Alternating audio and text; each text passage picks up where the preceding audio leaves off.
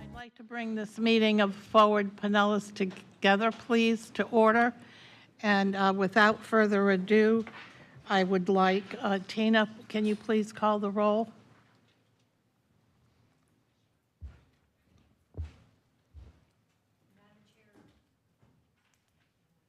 Yes? You usually do the introductions themselves. Right, well, how about we start over here and we'll just do the introduction. Thank you, Madam Chair. Councilmember Andrew Knapp, representing the City of Oldsmar, as well as Safety Harbor and Tarpon Springs. Thank you. David Will, Mayor from Reddington Beach, representing the beach communities.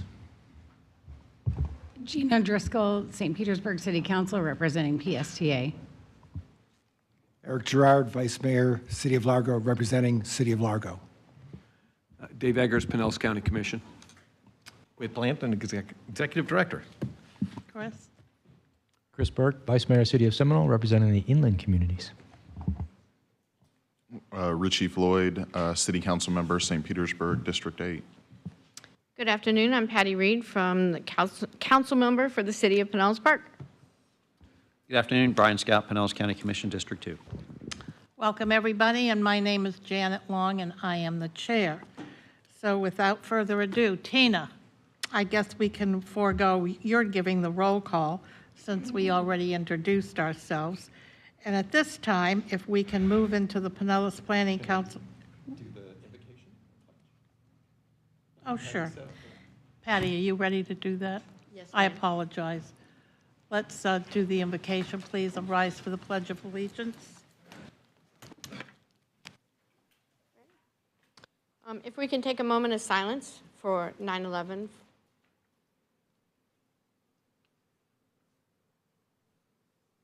Thank you.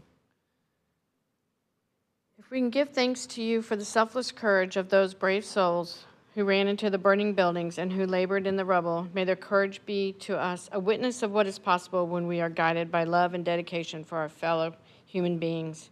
May we come to you today asking for your guidance, wisdom, and support as we begin this meeting. Help us to engage in meaningful discussion and to grow closer as a group and nurture the bonds of our community. Thank you. Amen. I Pledge allegiance to the flag of the United States of America and to the republic for which it stands, one nation, under God, indivisible, with liberty and justice for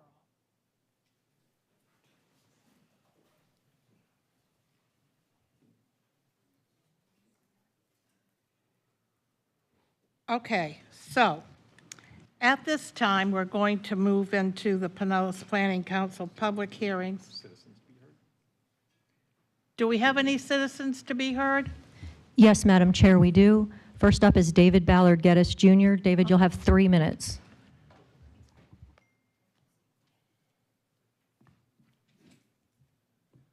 Hi, good afternoon. David Ballard Geddes Jr. I live on Georgia Avenue in Palm Harbor.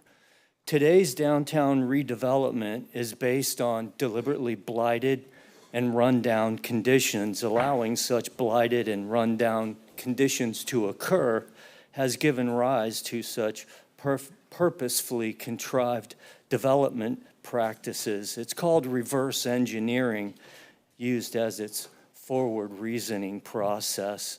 The water pipes in Palm Harbor, for example, my neighborhood, are 80 years old and they need to be replaced. US 19 has a traffic jam 30 years long and needs to be redeveloped. Our sewer systems frequently fail during heavy rain events and is insufficient to handle the effluent due to unbridled, reckless overdevelopment practices in the state. The volume of sewage becomes more than the system can process.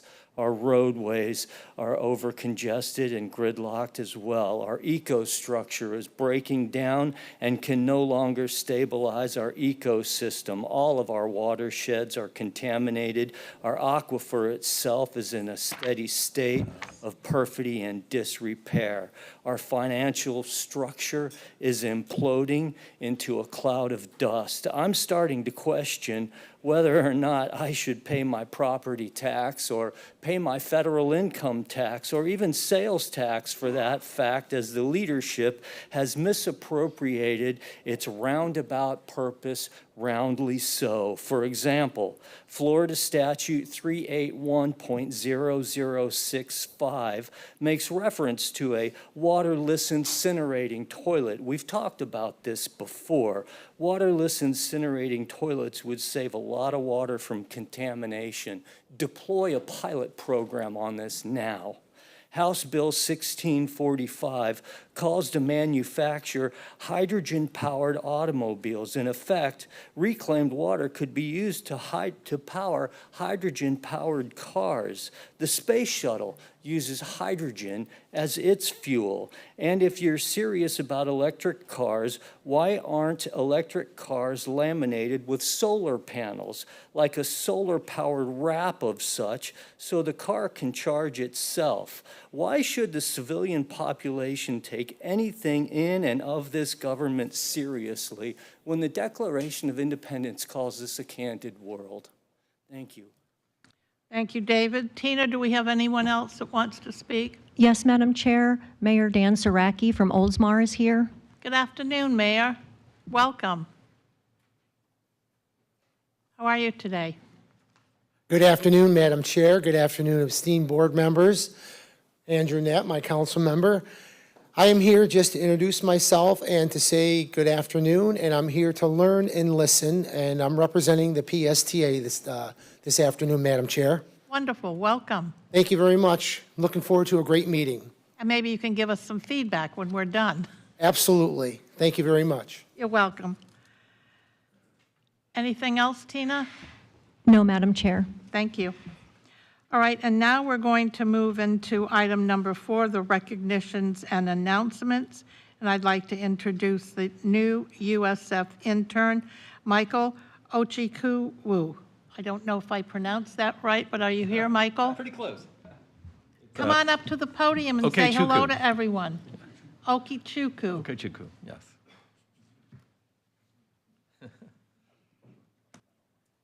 I had to ask. Good afternoon. Hello, good afternoon. Good afternoon, everyone. And how long are you here? I'm here for 9 months.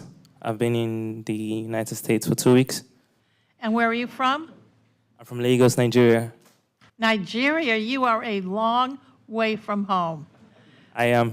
Welcome to our beautiful little spot of paradise that we all love so much and call our homes. I hope that you enjoy it while you're here.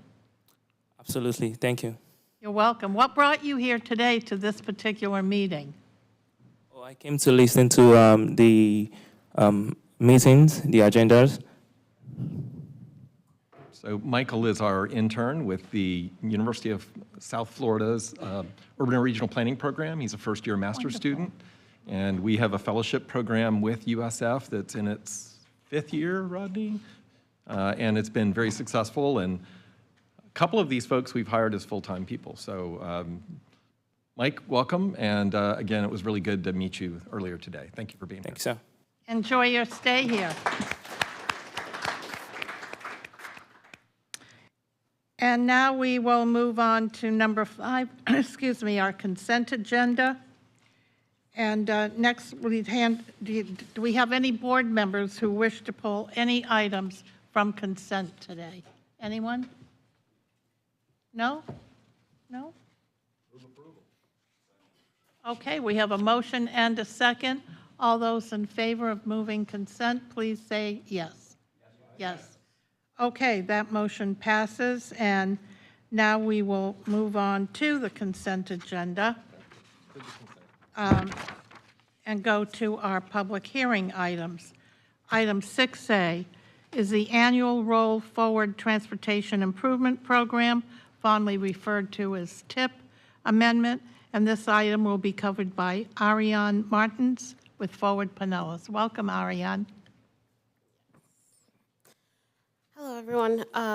This amendment is to request the approval of the annual roll forward amendment into the Transportation Improvement Program fiscal year 2025 to 2029. This amendment ensures that the first year of the Transportation Improvement Program matches with the year one of the AFDOT 5-year work program. All of the affected projects will be found in your packet, and if you have any more detailed questions about any of the projects, I'll defer to our AFDOT liaisons. Any questions, anyone? Anybody? No? All right. I didn't get those, I'm sorry. I'm sorry? Commissioner Eggers made the motion, and Commissioner Scott seconded it. And you'll read the roll? Yes, Madam Chair, and for the record, there are no citizens wishing to be heard on the roll forward tip amendment. Okay, and who is the first citizen? No, there aren't any. Oh, there aren't any. I apologize. I thought I heard you say there were. And now I'll call the roll if that's okay, Madam Chair. Sure. Thank you. Councilmember Knapp, Yes. Mayor Will, Yes. Councilmember Driscoll, Yes. Vice Mayor Gerard, Yes. Commissioner Eggers, Commissioner Scott, Councilmember Reed, Councilmember Floyd, Aye. Vice Mayor Burke. Yes. That passes unanimously. Thank you. Okay, and now we are on to item 6B, case number CW 2414. Emma Wenick is going to present this, and Emma's from Forward Pinellas. All right. This is our first of 5 cases today. This comes from the Pinellas County.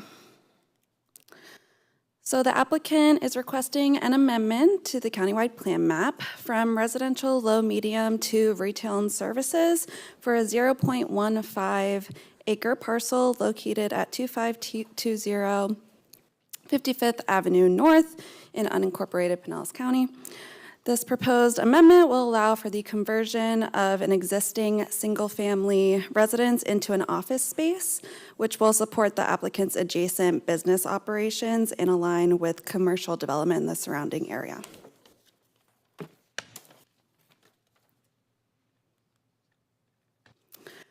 So these maps are just highlighting the overall location of the amendment area, as well as showing that it is within the unincorporated Pinellas County jurisdiction. Some surrounding uses, so to the north and west, we have single family, and then we had the I-275 off-ramp directly to the east there, and then to the south, we have a mobile home park across from that 54th Avenue North there.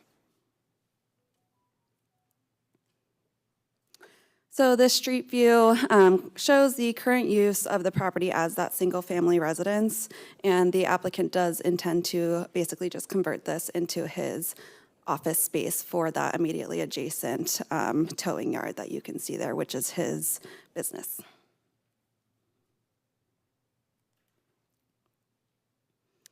So again, currently this property is designated as residential low medium, and the amendment seeks to change this to retail and services, which aligns with the applicant's goal to use the property as office or commercial purposes. And this would reflect a similar shift in the local future land use map from residential low to commercial general. And then just in terms of other countywide considerations, this proposed amendment is consistent with the surrounding land uses, particularly the commercial development in the area. The impact on existing infrastructure would be minimal, and the max score of this parcel does exceed the countywide average, so it is 22 versus the 9.7.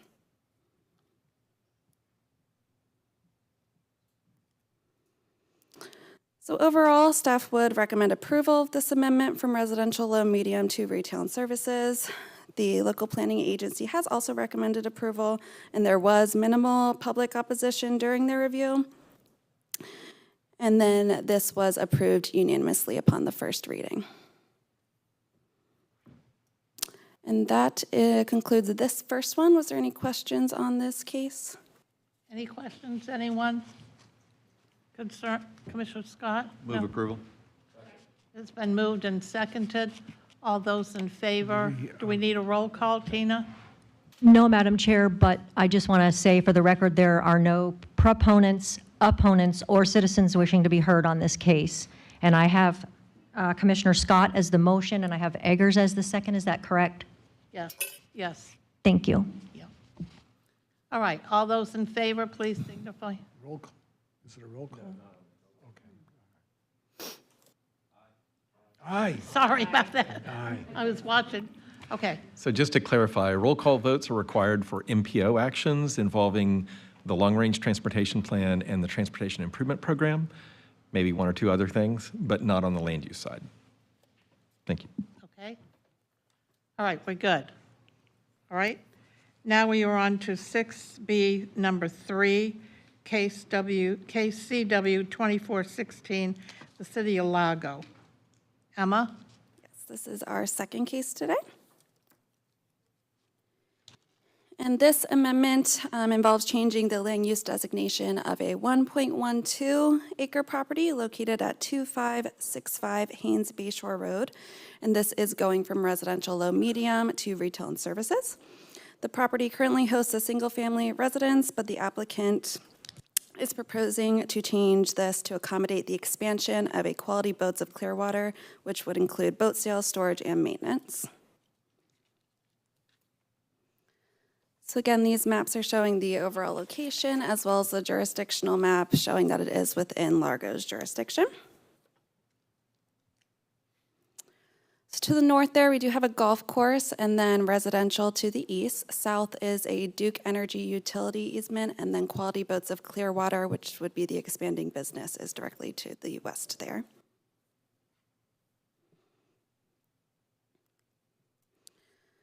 So again, currently this property is designated as residential low medium, which does support low density residential development. However, the proposed retail and services designation would allow for a broader range of commercial activities, including retail and boat maintenance services, aligning with the applicant's plans for expanding the Quality Boats facility.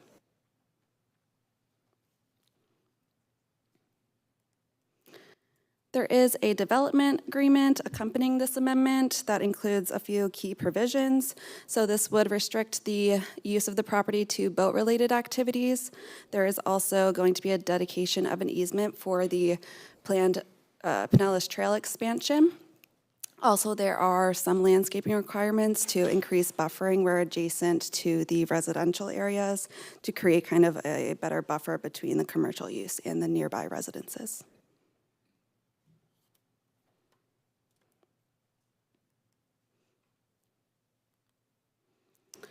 So based on our analysis, staff does recommend approval of this amendment from residential low medium to retail and services.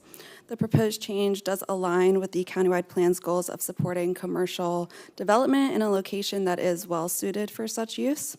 And the development agreement does ensure that the potential impacts on any residential areas are mitigated effectively. There was minimal public comment for this one as well, with primary concerns related to noise, and there was no written comments received, and this one was approved with a 5-2 vote. Is there questions on this second case? Commissioner Eggers?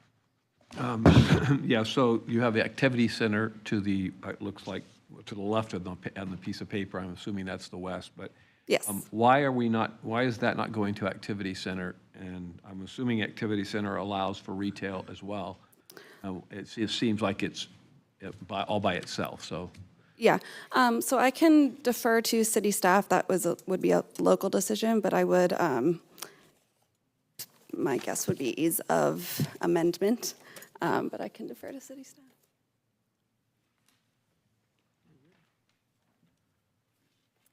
Good afternoon. So the reason that the activity center wasn't expanded is that the Tri-City Activity Center doesn't actually allow for vehicle sales, storage, or repair.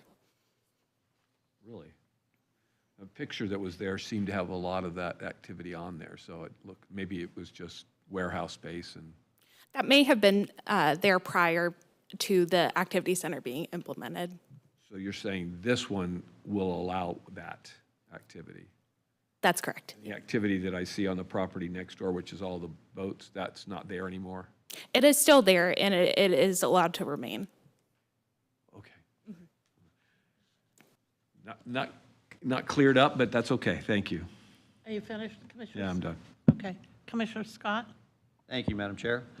So the mitigation efforts for the noise, is that the landscaping, or is there any fencing requirements, or what is, can you talk about that? There is the landscaping requirement for the noise mitigation, and then our buffer requirements also involve a fence to be placed adjacent. Thank you. Commissioner Reed? Microphone, please. Sorry. Is it, do you specify what kind of fence? Like, is it just going to be a wood fence, a rail fence, a chain link fence? Something that's going to block that noise, especially if they're going to be working on motors? So there are restrictions in our landscape standards for the fence type, and on commercial properties, the requirement is for a PVC fence. Chain link and wood is not permitted. Thank you. Anything else? Commissioner Eggers, are you good? Yep. Okay. I think there's still a little lack of clarity on this exactly, and I think Commissioner Eggers has a couple of questions. It's just, you talked about needing this piece of property the way it is, the way you're asking for it, so it can have boat sales, and yet I see all the boat activity on the other piece of property. I'm just wondering again, why, you said that property doesn't allow for that, so I'm just confused, so. So the Tri-City Activity Center was adopted, I believe, in 2021, and I believe that Quality Boats has been there for So they're longer. grandfathered in for use? Essentially, yes. And then when they go away, it goes away? Yes. I guess, yeah. Thank you. Okay. Yeah. Anything else? Commissioner Scott? I would just move approval. Okay. Second. It's been moved and seconded. All those in favor, please designate by saying aye. Aye. Aye. For the record, Madam Chair, there were no proponents, opponents, or citizens wishing to be heard on this case. Thank you. And now we are on 6B5, KCW 2518, City of St. Petersburg.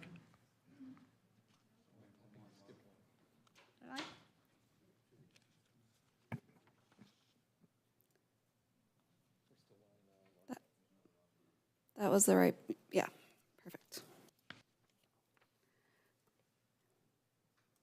Is that the CW 2416? Yep. Okay, I'm sorry. No, you're good. Second, or third case, second from Largo.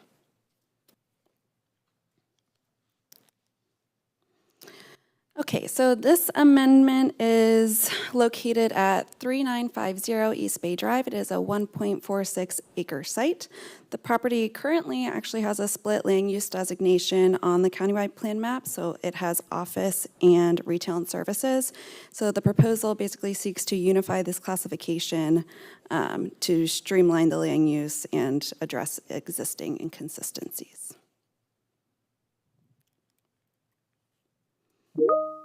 So again, showing the subject area on the overall map as well as the jurisdictional map showing it is within Largo.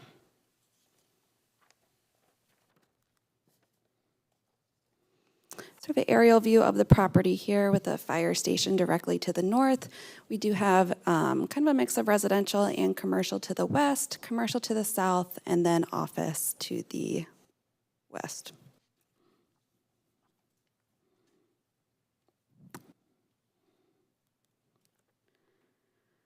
Okay, so this slide is showing the comparison of current and proposed countywide plan map designations.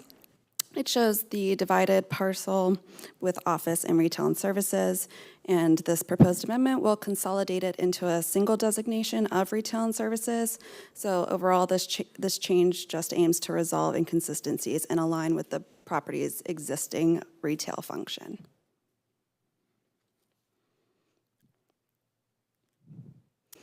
So because this property is adjacent to a scenic non-commercial corridor, any change in land use must also address the subclassification of this corridor.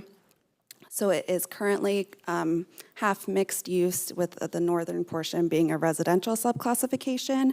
But because it is going to retail and services, we are proposing that they update the subclassification to fully be mixed use, and this adjustment ensures that the scenic non-commercial corridor subclassification remains consistent with the use of the property.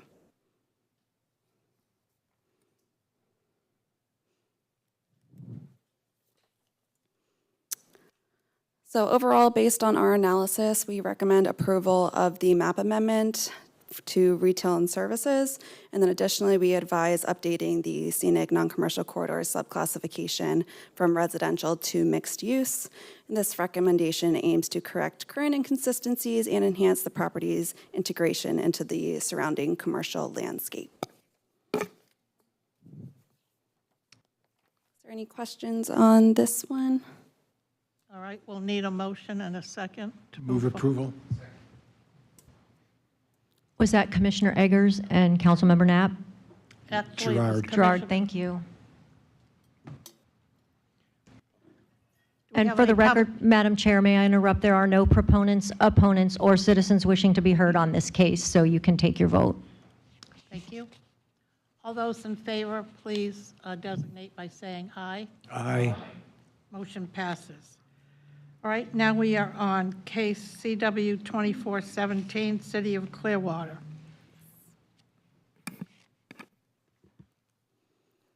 Okay.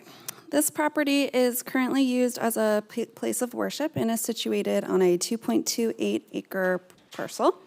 Current designation is public, semi-public, which supports the institutional uses.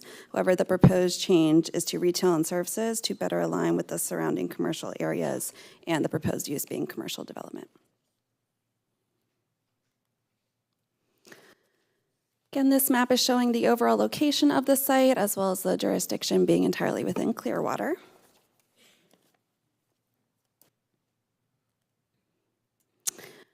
Here's the aerial view of the site. As you can see, it is surrounded by various commercial uses, and then with a little bit of residential to the north as well. So the surrounding land uses will be consistent with the proposed commercial designation and then kind of enhancing the area's role as a commercial hub.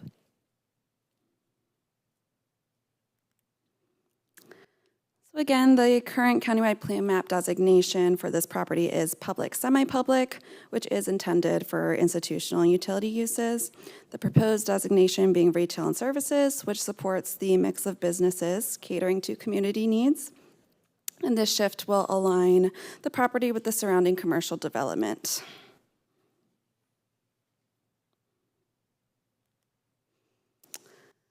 So just like the other case, this property also falls within a scenic non-commercial corridor.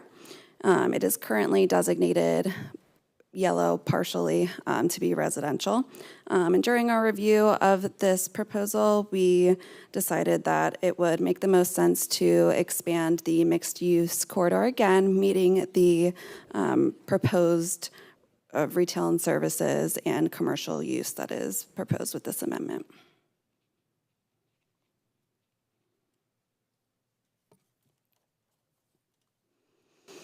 So in conclusion for this one, staff does recommend approval of the amendment change to retail and services along with updating the scenic non-commercial corridor designation to mixed use. And this proposal will align with surrounding commercial uses and support local development goals.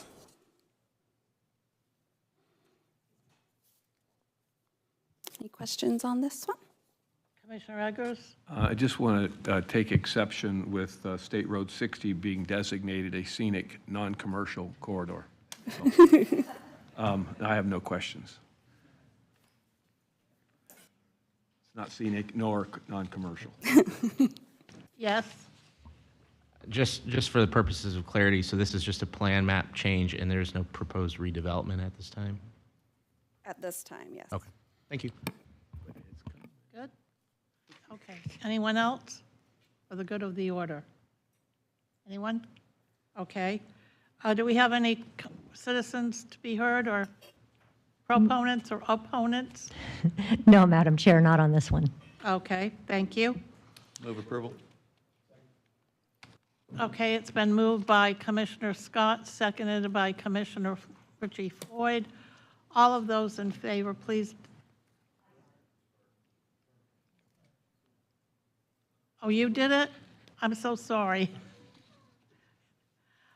Okay, actually, the second was by Commissioner Burke. I let the record stand corrected.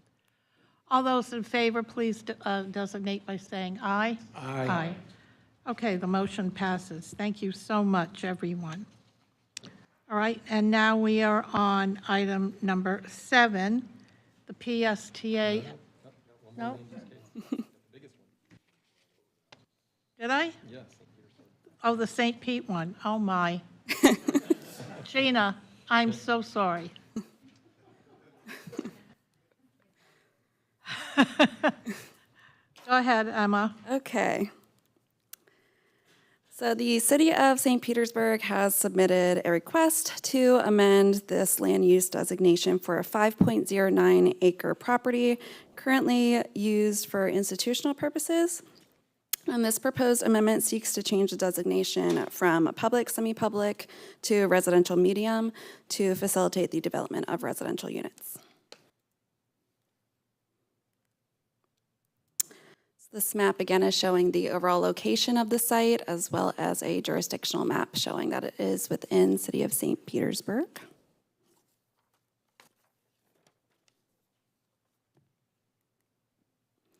So surrounding uses, the aerial image shows that to the north we have a mix of residential and medical offices. And then to the west side, we have primarily single-family homes, while south contains additional church facilities.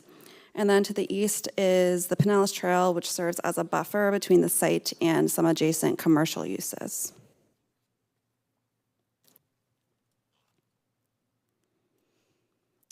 So currently, the property is designated as public, semi-public, which accommodates the institutional uses and also currently allows for residential density of 12.5 units per acre. The proposed amendment seeks to reclassify the property as residential medium, which would allow for up to 15 units per acre. So this change aims to align with the region's goals of accommodating overall growth. Additionally, Pasadena Avenue South is identified as a premium transit corridor on our land use strategy map, which indicates that this area is appropriate for higher density. The residential medium category would be a good transition from the multimodal corridor classification, which is that orange shown to the north there, and then also stepping down to the surrounding yellow color of residential low medium.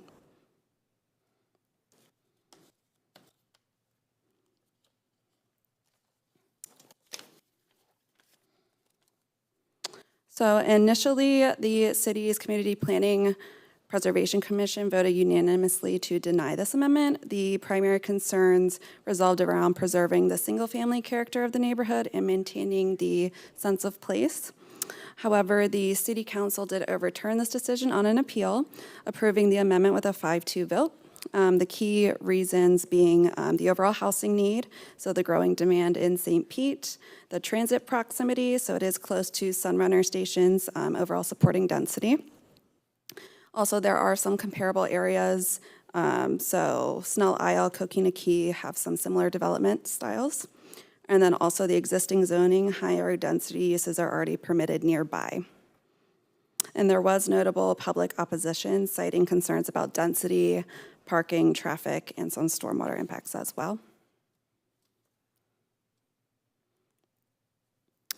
In conclusion, our staff does recommend approval of the amendment to the countywide plan map, shifting from public, semi-public to the residential medium.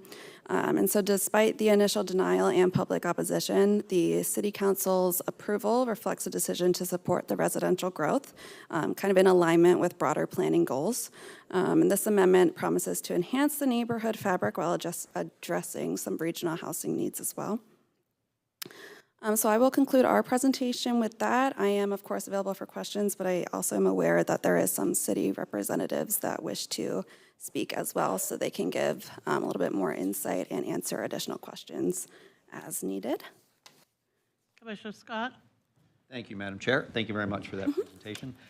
Did I hear you correctly that the current land use allows for 12.5 units per acre? Correct.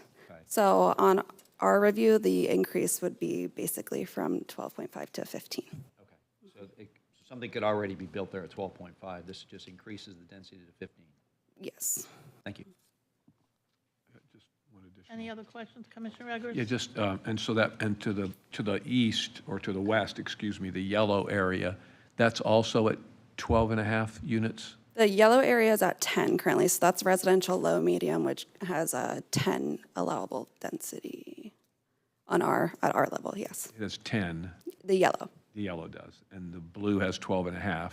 Yes. And they're wanting to switch it to 15. 15. Yes. Okay. Thank you. Anybody else? Anyone? Yes. To the north then, kind of dovetailing off of Commissioner Eggers, what is the allowable density for the multimodal corridor? It is a premium transit corridor, so I believe that is up to 60. How much? 60. 660? 0 for the multimodal corridor sections. Thank you. Wow. On our countywide level. So cities have to take it, Yes. they want to take advantage of that. We allow that. Okay.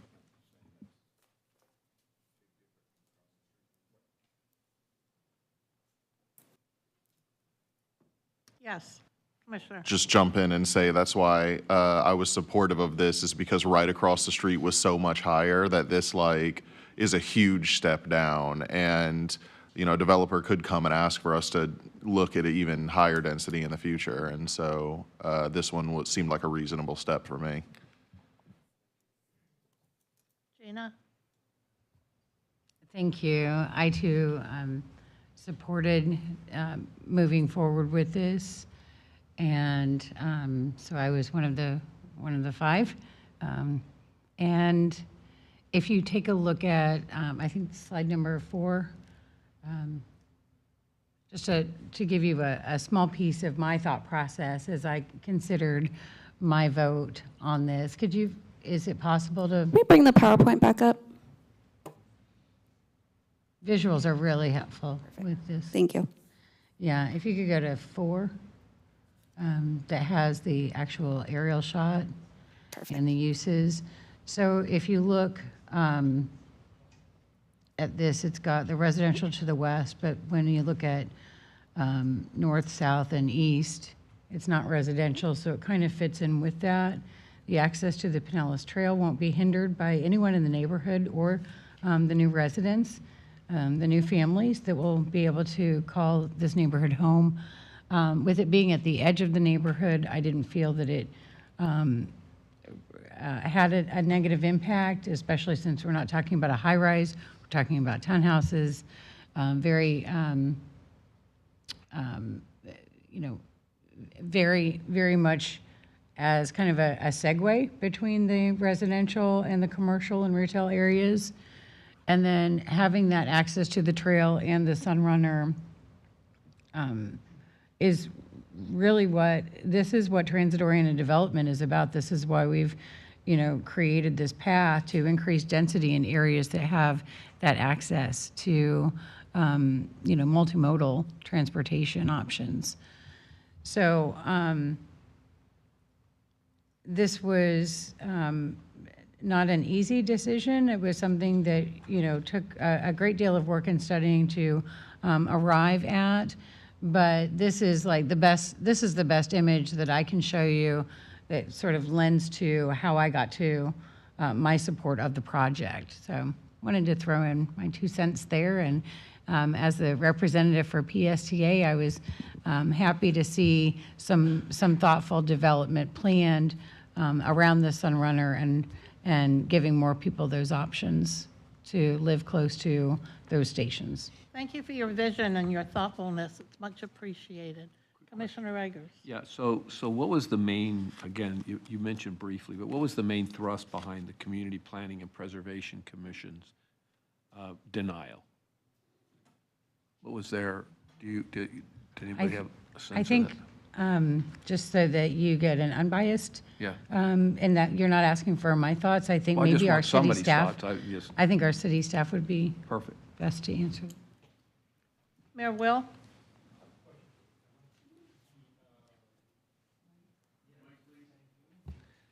The area that is zoned, what, 60? Or the density is 60 is where on here? Yeah, so that's Can we go back to the other, the picture? this? The- Or, the- there oh, we okay, I go. see, yes, the orange, Is south side of Central, north side of Central? south side of Central. Straddle And Central. north Okay, I see. of Central. Thank you. Mhm. Derek, come on up. Hello. Good afternoon, Derek Kilborn, Manager for the City of St. Petersburg's Urban Planning and Historic Preservation Division. And I think the question was related to some of the basis for the Community Planning and Preservation Commission's original decision. Yeah. As you heard, I think Emma did a very good job kind of articulating the background on this. There were kind of two key areas that the CPPC seemed to focus on in their discussion. One of them was related to neighborhood character and the single-family plus ADU zoning that exists to the west and to the southwest.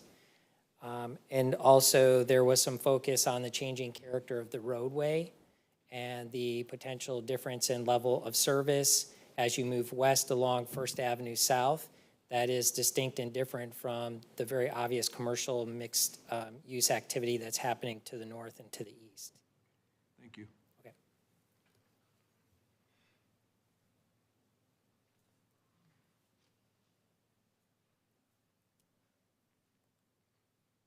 Okay. Everybody have all their questions answered? Madam Chair, we do have a representative for the applicant property owner. Katie Cole is here, and she'll have 10 minutes to present to the board. Of course. Welcome, Katie. How are you? Good afternoon, Madam Chair, board members. I know it's somewhat unusual. You all usually don't get all of these presentations, so I'm happy to be here, not just to answer questions. So thank you, Emma and Derek, for that. I did want to take the opportunity, Katie Cole with the law firm of Hill Ward Henderson, representing the applicant and property owners with this application.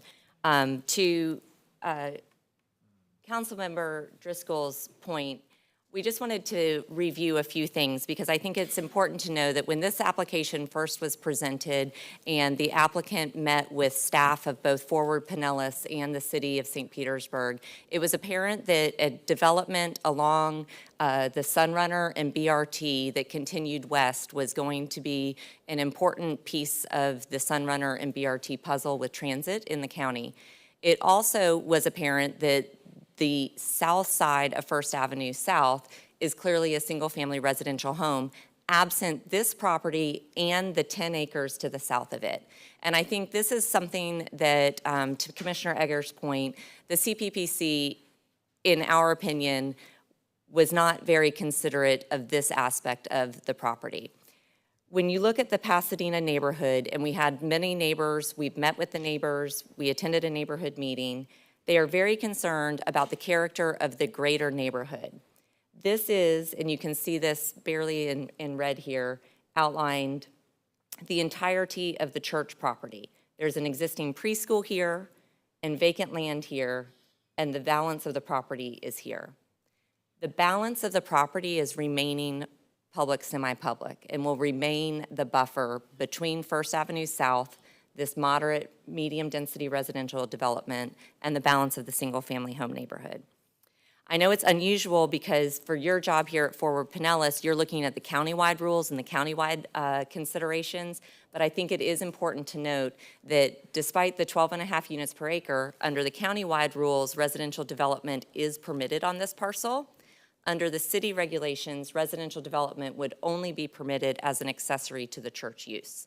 So therefore, for the zoning, which is a residential zoning, to be compatible with both the land use category at the local level and the countywide rules, a land use map amendment and countywide map change is necessary.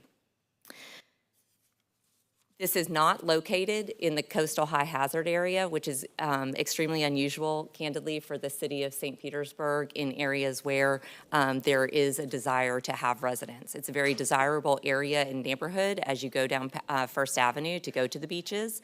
And so the fact that this is outside of the coastal high hazard area, which, as you all know, under the countywide rules is limited to any increases over 7.5 units per acre is limited. This is one of the few areas in this part of western St. Petersburg that would avail itself to an increase in density. The countywide rules and the countywide plan categories speak very specifically to appropriate development that's proximate to transportation and transit. They speak about attainable housing and land use compatibility. At your places today is a planning report based upon the applicant, prepared by the applicant's planner, as well as a transportation analysis by the applicant's transportation engineer, which walk through the appropriate planning considerations and the neighborhood compatibility considerations that we heard about from the neighbors and that were of consideration with the CPPC. So with that, we do have the applicant's representatives here and professional engineer. Obviously, Mr. Kilborn and his staff is here as well. We do appreciate your support of allowing this amendment to continue to move forward as was contemplated by the city of St. Petersburg and the owners of the property. So with that, happy to answer any questions. Any questions, anyone of Katie? Anybody? Do we want to hear from your folks that are here? I don't know that they have anything additional to add, but Okay. All right. they're available to answer questions if it's specific in nature. Councilor Burke? Just one, is the ownership going to remain the same after this, if it's approved, or are they going to sell this parcel? No, the church will be selling the property to a residential developer. Anyone else? The ownership of the balance of the church property will remain the church, and the preschool will relocate to the existing church property. Move approval. Do we want to hear from the public? Oh, I didn't know there was anybody. We have. Do we have anyone from the public, Tina, that wished to speak on this item? No, Madam Chair, we do not have any proponents, opponents, or citizens wishing to be heard on this item. All right, thank you. All right, it's been moved and seconded. All those in favor, please signify by saying aye. Aye. Aye. Okay. I'm sorry? No. Oh, and Mayor Will says no. Did you get that, Tina? Yes, Madam Chair. Okay, thank you. All right. So now we are on number 7, the PSTA activities report. Is that you, Gina? Yes, it is, and if you give me just a moment to bring that up. The PSTA board met last on August 28th, 2024. The PSTA staff gave a presentation on a recently implemented Narcan training campaign for PSTA drivers, supervisors, and customer service representatives. You may have seen something about this in the news. PSTA is the first transit agency in Florida to conduct this training so that staff can better serve the community and hopefully save lives. The PSTA board approved a recommendation to purchase 12 all-electric buses and up to 9 hybrid electric buses with grant funding as part of the agency's plan to have a diversified fleet and sustainable fleet schedule. The board also received a presentation on the procurement of ferry services in Clearwater and Dunedin. Funding will be provided from a combination of FDOT grants and contributions from the cities of Clearwater and Dunedin. A motion was made and approved for a 3-year contract with 2 one-year renewal options for ferry operations with Clearwater Ferry Services for a total contract amount not to exceed $2.3 million. The board also approved an interlocal agreement with the cities of Clearwater and Dunedin to provide the operation funds needed for the ferry service. That's the highlight reel. The next board meeting for PSTA will be on September 18th at 6 p.m., and that will include a public hearing for our budget. Thank you. I'll take any questions that anyone might have. Any questions for Gina? All right, thank you. Okay. All right, so moving on, now we are on the Advantage Pinellas Health. Not yet. No? Regional Oh, the, activities. okay, sorry. Skipped ahead of myself. The Regional Activities Report, and is that you? I'll take it. Yep. Whit's going to deliver that? Well, good afternoon, board members. I wanted to draw your attention to our upcoming September 20th meeting of the Transportation Management Area Leadership Group, which, as a reminder, is the representatives of this MPO, the Pasco MPO, and Hillsborough TPO. We are meeting in the city of Oldsmar. So I encourage all of you, if you don't want to travel too far, it's not South Georgia. It is Oldsmar here in Pinellas County. It's not far to go. And that's a joke from a few years ago. Anyway, we are poised to talk about a couple of things that you may be interested in regarding the potential merger of the metropolitan planning organizations for Tampa Bay. The first item that I'd like to draw your attention to is a draft scope of services for management and legal consulting. And in your packet, you have that scope, and I won't belabor it too much other than to talk a little bit about what some of the objectives are in that scope of work. And essentially, they are to help us figure out from an organizational management, structural, and financial standpoint how the regional MPO might operate and might function, doing that in consultation with our partners at the state and federal level. Setting up a new MPO is going to be a challenging bit of business. It's already proven to be tricky, and that will only continue. We think an outside management consultant who can help facilitate discussions about different structures, staffing needs, how we continue to maintain the land use transportation linkage that we've developed so carefully here in Pinellas County, can continue to succeed at a regional level. What roles we might want to play in things like economic development and regional affordable housing goals and strategies and things like that, which are certainly strongly related to transportation initiatives. In consultation with our partners, this would result in a staffing plan and set of procedures for the organization, and not just the internal administrative procedures, but also how the board functions, how the board recognizes jurisdictions that may not sit on the board and have a vote. We also think we need legal guidance because federal and state law are pretty complex when it comes to MPOs, and they are ever-changing. And there are some conflicts sometimes that occur in those laws. So we want to navigate that very carefully. The legal guidance will be along the lines of what we can do and what we can't do, not so much a recommendation of what to do, but just keeping the guardrails on. We also want to make sure that as we go through this process with that consultant, that it is an open, engaging, and transparent process to build consensus. So this is furthering the efforts that the staff have been working on over the last year to build consensus with all of the local governments and agencies and neighborhood associations and chambers of commerce and whatnot that we deal with here in setting transportation priorities for the region.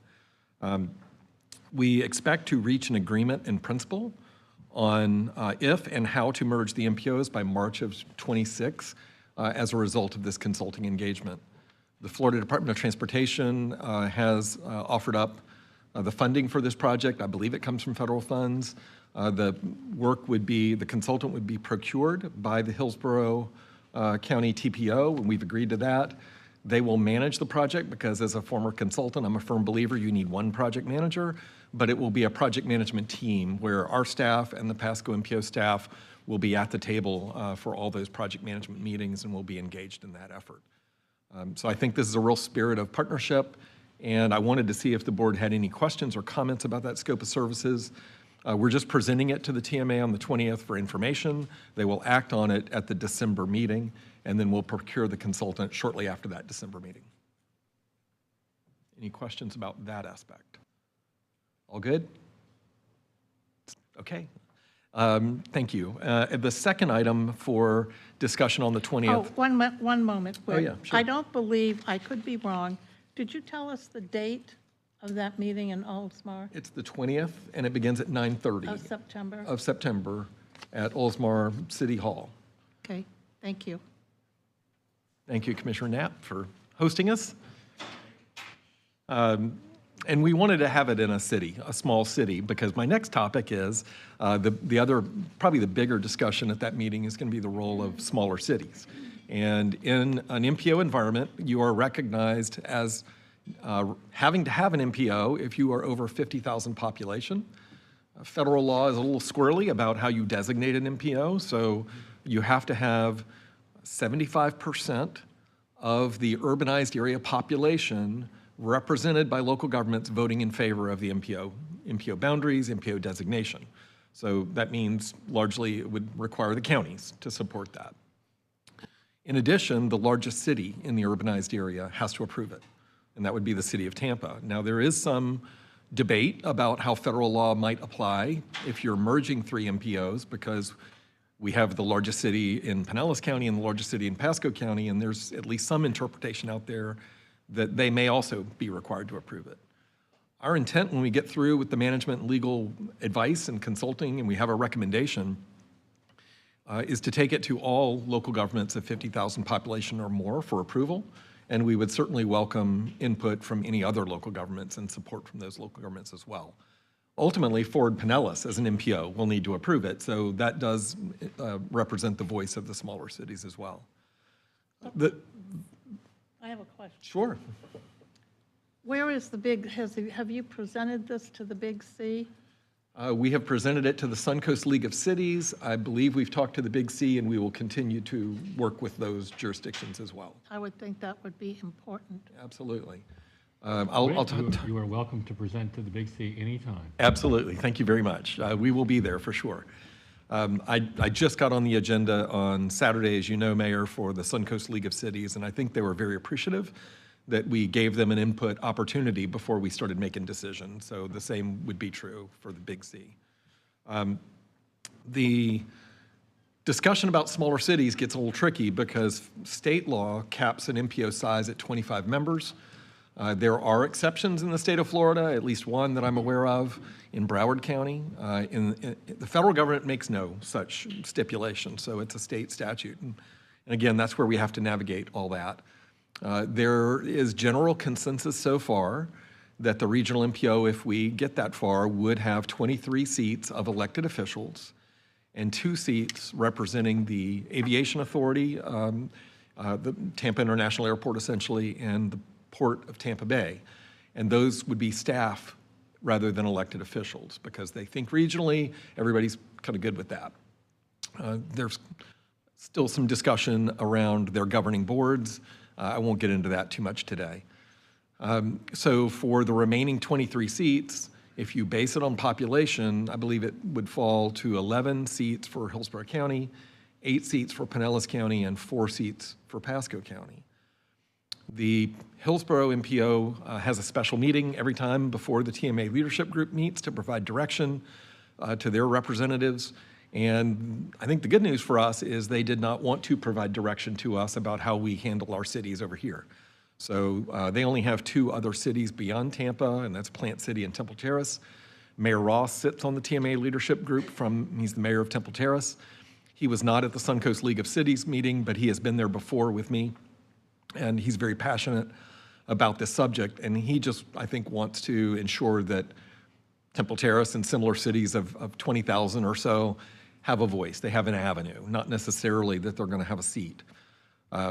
So what I'd like to do now is just open it up to this board to provide guidance to us about your thoughts and any direction for the TMA members here, which are Councilmember Driscoll, Commissioner Eggers, and Commissioner Long, in their deliberations on the 20th. And again, it's just a courtesy because Hillsborough did it. I thought we should do the same thing.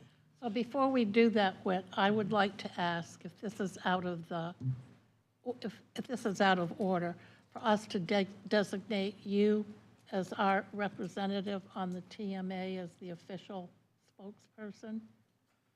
Well, I think the staff all take a role here. I will be speaking about the scope of services. But it isn't lost on anyone that you are the leader of the group. And I don't know how Commissioner Eggers feels about that, because we usually sit next to each other. But don't you think that's a good role for Whit?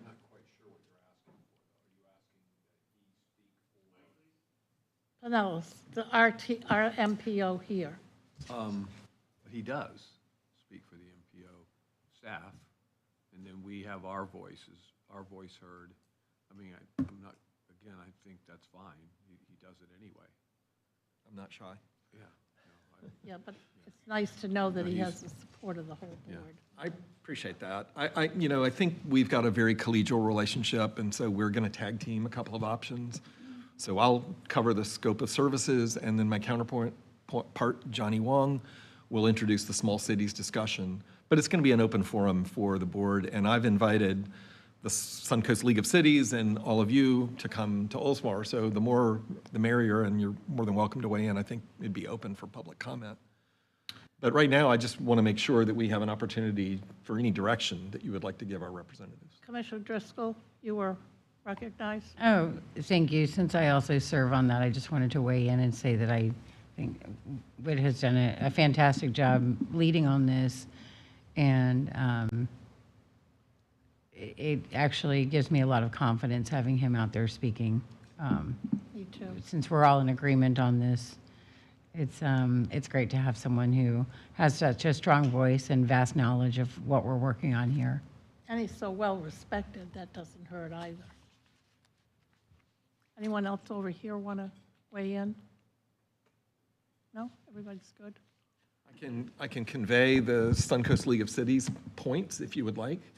And Mayor will correct me if there's anything that I don't convey accurately, or Commissioner Gerard, you were there as well. So just a few points. They pointed out that cities in our region are diverse and have different needs, and they specifically talked about from Tampa to Tarpon, the needs are different, and their collective input needs a formal mechanism as part of a regional MPO. The regional MPO must address multimodal transportation and not just regional highways. They were very clear about that. Housing affordability and economic development are important issues that the regional MPO must consider as it advances transportation. They want a formal seat at the table, but we're not specific about what that might mean. So they didn't say, have a committee and one of us is elected from the committee to vote. They didn't say that, although I said that's the Metro Plan Orlando model for cities that aren't at the voting table of the board. Policies, methods, and engagement to ensure a voice of all the cities, especially smaller ones, will be important to include in the organizational mission, principles, goals, and objectives, and ultimately the structure. So they felt like formalization of those policies is important. And then there was a question that I asked, how comfortable are you that a county commissioner elected countywide could represent one or more cities on the regional MPO board? And they were unanimous in their opposition against that. And I know we have some countywide seats here, so does Hillsborough. I'm not sure about Pasco, but that question was raised in Hillsborough County. I did not raise it because anybody here has raised that question. So just wanted to share their input. What was their reason for opposing that? I just think they felt cities need a voice, and that the county is different and has a different perspective than cities do, and that full perspective should be at the table. And I'm reading into their heads. I don't know if... Well, some of us come from small cities. I know Commissioner Eggers does. I do. Commissioner Burke does. I can just share that there is not a great deal of in-depth discussion about that, but the voice was unanimous that there was no desire at all for a countywide commissioner to represent the smaller cities. It was clear. It was clear. No offense meant to anyone. I'd be reading into their heads if I tried to explain it. Right. Yeah. There was also some discussion that hopefully that there would be some recognition that the beach communities are major economic drivers in the area, although Pinellas does have a great deal of industry as well, but that the beach communities would like to have, you know, we're looking along with the smaller cities to have a voice. One other point to bring up is they asked why couldn't the existing organizations provide that voice? And they specifically mentioned the Big C and the Suncoast League of Cities. And you know, we could consider that. I suggested in a regional MPO, the Pinellas Planning Council will continue to exist, I hope, here in Pinellas County as at least a land use planning agency doing countywide planning. And frankly, the special act includes transportation as well. And maybe there's a way to formalize the PPC as input from local cities. So there's a lot of options. And we're just going to really start having that conversation on the 20th. So it won't be the end of the conversation. It's 9:30. Commissioner Eggers? Yeah, and so the conversation about how we're going to fill out our 8 positions down the road, I'm assuming, right? It's not necessary at this point. Because I was thinking about, you know, we have a group here that's going to get larger, and there's going to be a lot of representation. And I'm not sure what role that group will have, you know, once there's a regional MPO, whether it can be kept together as an advisory board for input to 2 of the positions of the 8 that we have or something like that. But I think having that voice in this room, I mean, is pretty strong, and then it's going to get more. Right. So we have a real good feel, and if we had 2, I mean, I don't know what the numbers are going to turn out to be. County, you know, obviously St. Petersburg has to have so many, the county has to have so many, and then how we fill out the balance and how they get their voices heard might be through those other 2, you know, north-south city representative that's representing cities, you know, that kind of thing. But anyway, for another day. Yeah, I'm not exactly sure when we're going to have to make that decision. I know when we probably will have to make it, but I don't know when we'll feel comfortable making that. But that's something that we can talk about and kind of plan a timeline for when Pinellas will start to figure that out. The other thing that I think a legal consultant will help us is it appropriate if you're forming a regional MPO to have one county making its members, appointing its members in a certain fashion, and then have the other 2 counties do it in a different fashion? That may present some complications that I'm not aware of with state or federal law. So we'll investigate that as part of the next phase. Yeah, we're unique of the 3, right? With us having so many cities. Well, that's the reason we haven't merged. You know, the excuse since 1990 has been that our counties are distinctly different and have unique needs and unique planning requirements, and therefore merging would be counterproductive. And that's still an argument that's out there. And I'm not going to try and dispute that because there are some differences. But I've also asked some of our state delegation members to think about helping us with some of the benefits of merging, because, you know, it's been suggested in years past with people in the legislature who aren't there anymore that, you know, what can we do to sweeten the pot to increase that incentive? And I think we need all the help we can get because this is a heavy lift. It's a lot of work. It is a change in status quo for all of us, and not everybody's on board. So the more we can do to get people encouraged and enthused and see the value of doing this, because right now we're talking about, well, you know, generally we'll be able to compete better by speaking with one voice as a region. And I believe that. I think that's true, because that's true certainly at a state level in going after strategic intermodal funds or major project funds. It's true at the federal level with all the competitive transportation dollars that are out there under this current iteration of the infrastructure law in Washington. I don't think that's going to change, but it's also not very tangible until we can prove it. We have the West Shore Interchange as a good example of that.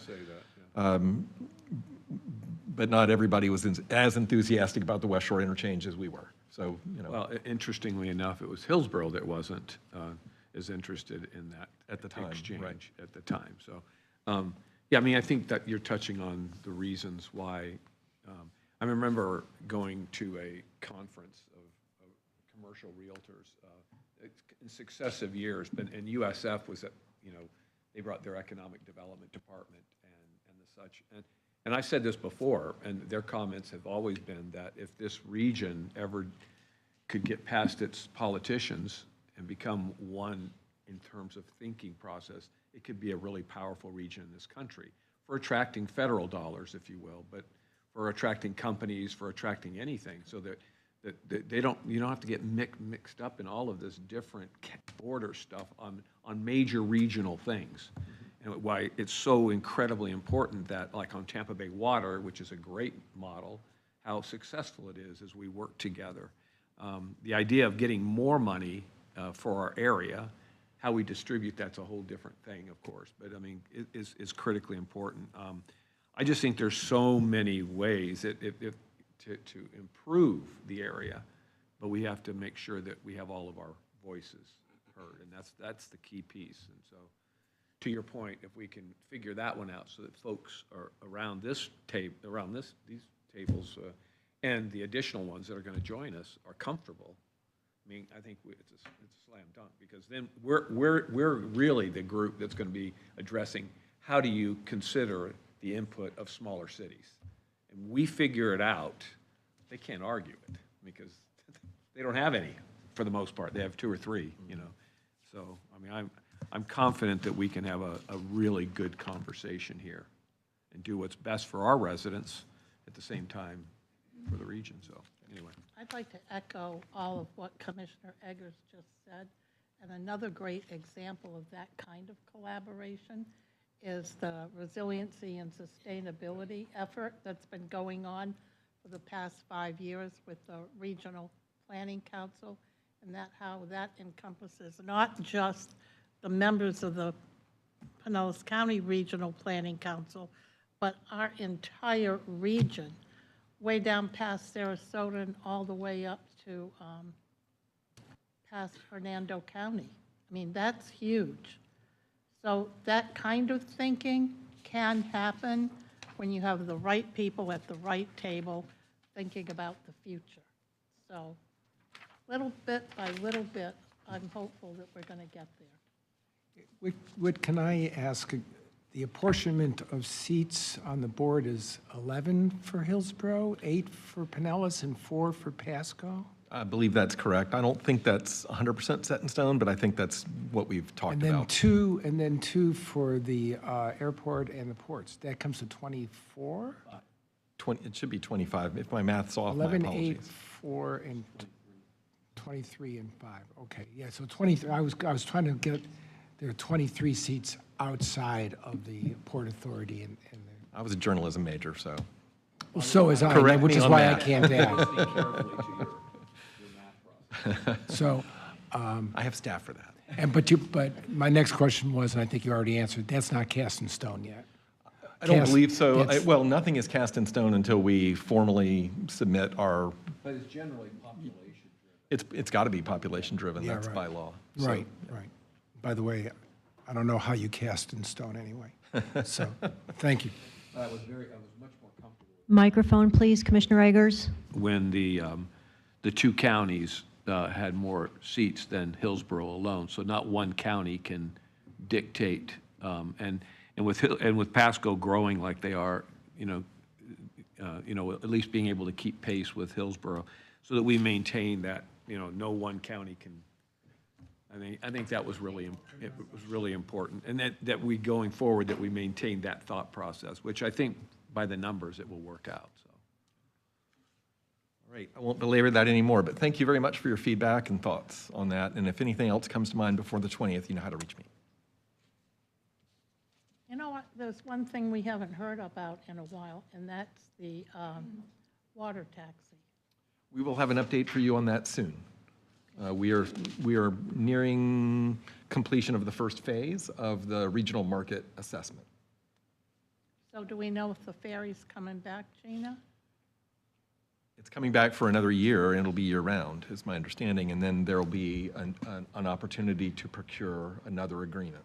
Oh, good, thank you. Okay. And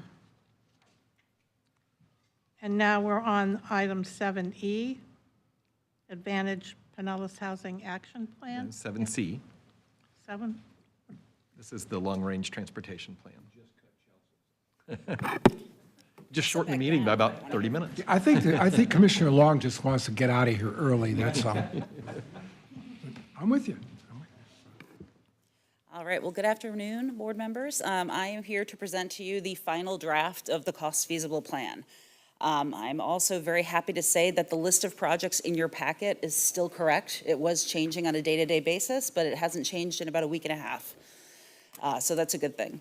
So with our long-range plan, just as a reminder, we are not just planning for today, we are planning for the future. We have 980,000 residents right now, as well as 15 million annual visitors that are all using our transportation network every day. The long-range transportation plan we develop every 5 years to account for changes in policies and demographics.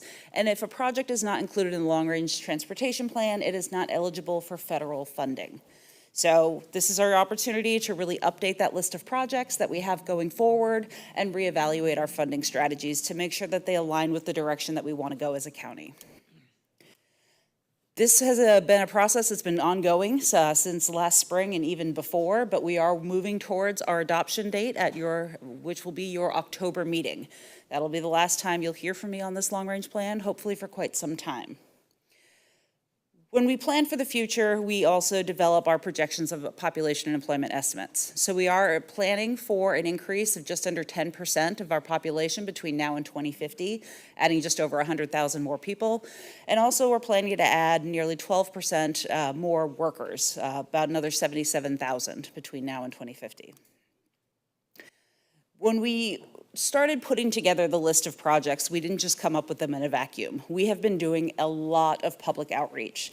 We want to hear from the public about what kinds of projects they'd like to see, what their highest priorities are, and that really helps inform the final list and the phasing that's in your packet today. We've done a statistically valid survey of the public. We have had focus groups where we kept the same group of people together for 3 separate meetings over the life of over the development of the plan. We've done social media, local government engagement, and community outreach events.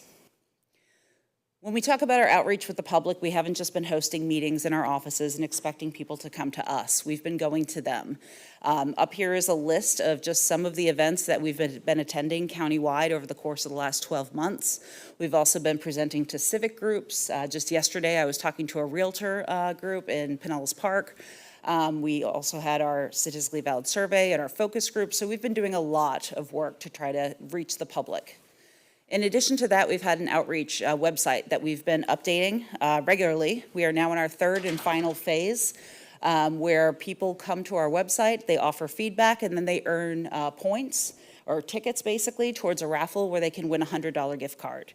We've already raffled off 2 of those $100 gift cards, and this is our final phase. All of our projects in the long-range plan are posted on this website, and there's an interactive map where people can click on the map, click on a project, up comes a description of the project, the cost of the project, and they can directly leave comments there.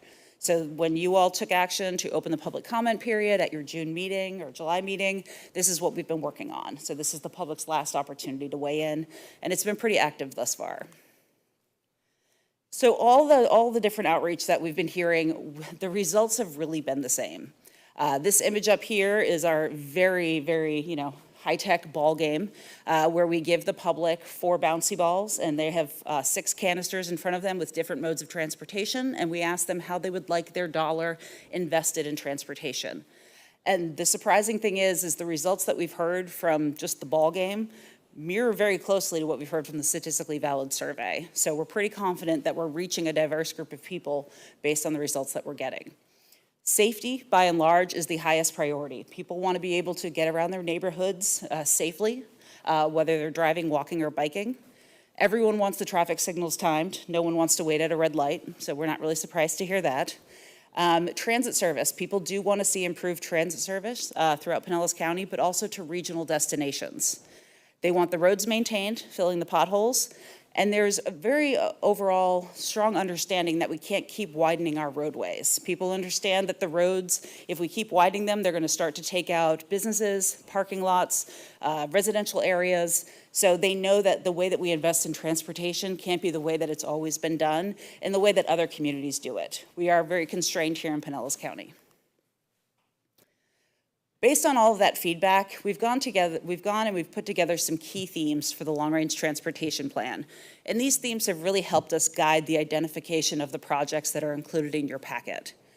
We know that we need to invest in workforce and economic opportunity, and we believe that the projects that we're putting forward in this plan will help get us there. They'll help connect our regional assets. We know that, in Pinellas County, as you all just talked about, we're just one county amongst the region.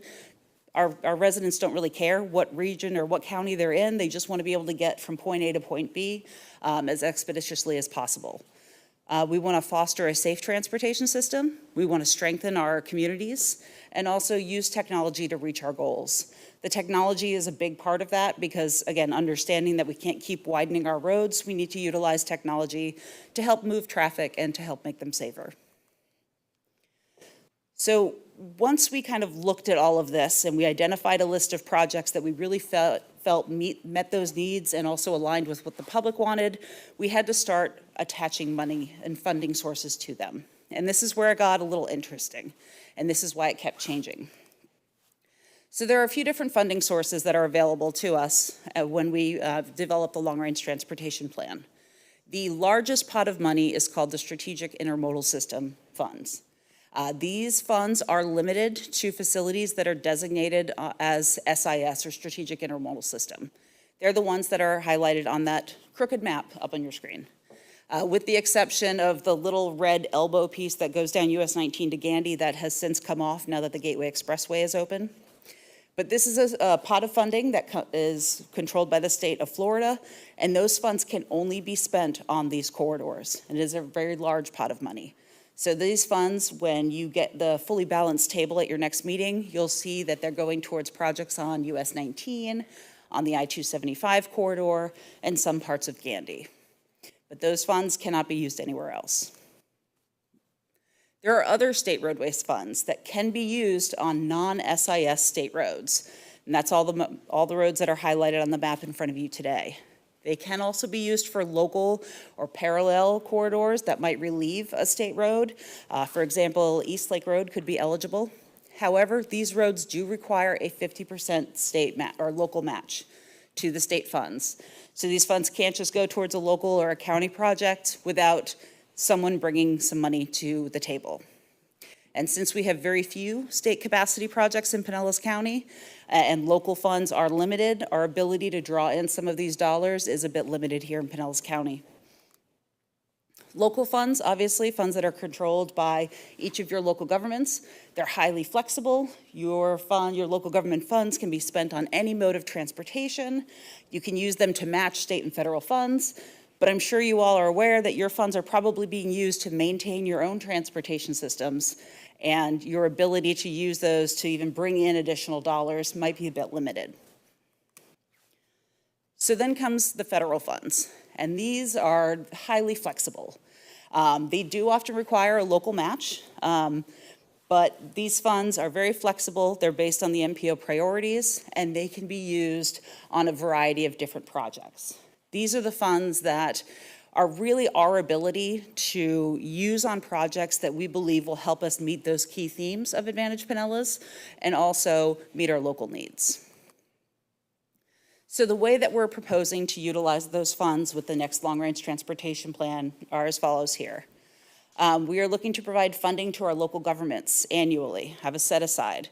Currently, in the past, we had our Complete Streets program. We've since broadened that to be local government grant assistance projects. We'd like to continue using that moving forward to allow our local governments to compete for these dollars to help them complete projects that they might not otherwise have been able to. We also have been providing $1.5 million annually to PSTA for various capital projects. So with this plan, we're looking to continue that moving forward.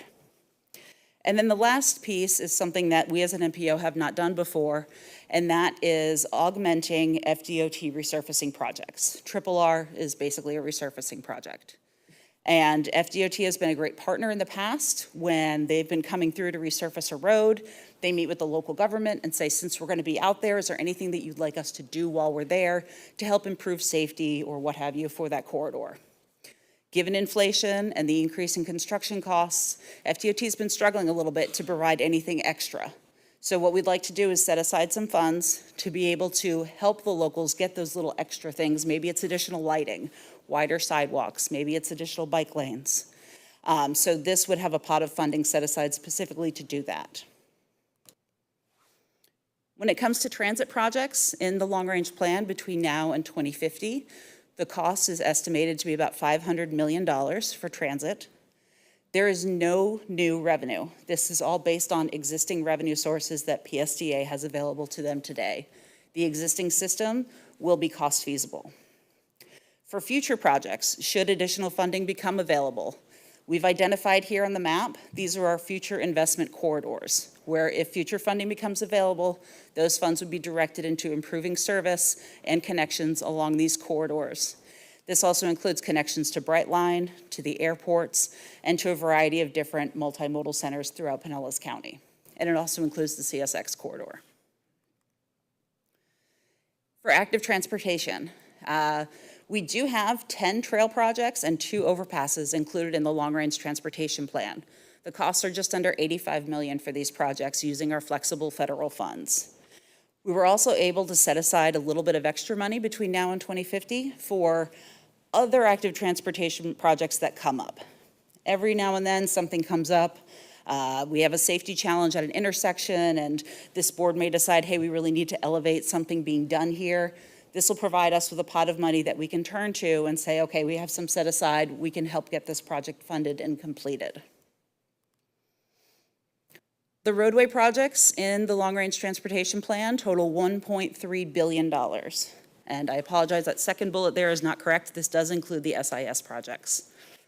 Of that $1.26 billion, $221 million is for other non-capacity road projects. So that may be a county road project where some drainage improvements need to be done, where there may be open ditches and the county wants to go in, close those ditches and add sidewalks. They may be intersection improvements where there won't be any physical widening to accommodate more cars, but there will be improvements to make it safer for all users. And once we kind of balanced out these roadway projects against all the available funding and the different set-asides, we did have $600 million in unfunded transportation projects for the roadways. The big 3 are up here on the slide. The first one being US 19, that includes the Tampa and Nebraska interchange. We have had conversations with the Department of Transportation about this, given that Curlew is now under construction. Logically, Tampa and Nebraska would be next. We've been told that there was a balancing challenge with the SIS plan. So they've committed to us that Tampa, Nebraska will come after the Curlew interchange, but in order to balance the plan and the time that they had, they weren't able to include it in the funded plan at this time. So we are going to continue to keep that as a high priority and work to get that one advanced as soon as possible. Another large unfunded project is Gandy from US 19 to I-275. This was some operational and capacity improvements. And then also the Roosevelt connection to the Gateway Express. This would provide a dedicated connection from the Gateway Express down onto Roosevelt Boulevard heading to MLK. Those are our big 3 unfunded road projects. In terms of next steps, we're going to continue to collect that feedback from the public. We'll probably close the public comment about a week before your next meeting so that we have a chance to identify all the comments, address anything that comes up, maybe even make some changes based on those comments or what we hear from you today. But then we'll bring this plan back to you for final adoption at your October meeting. And I'm happy to take any questions. Questions for Chelsea, Commissioner Eggers? I just had a few comments.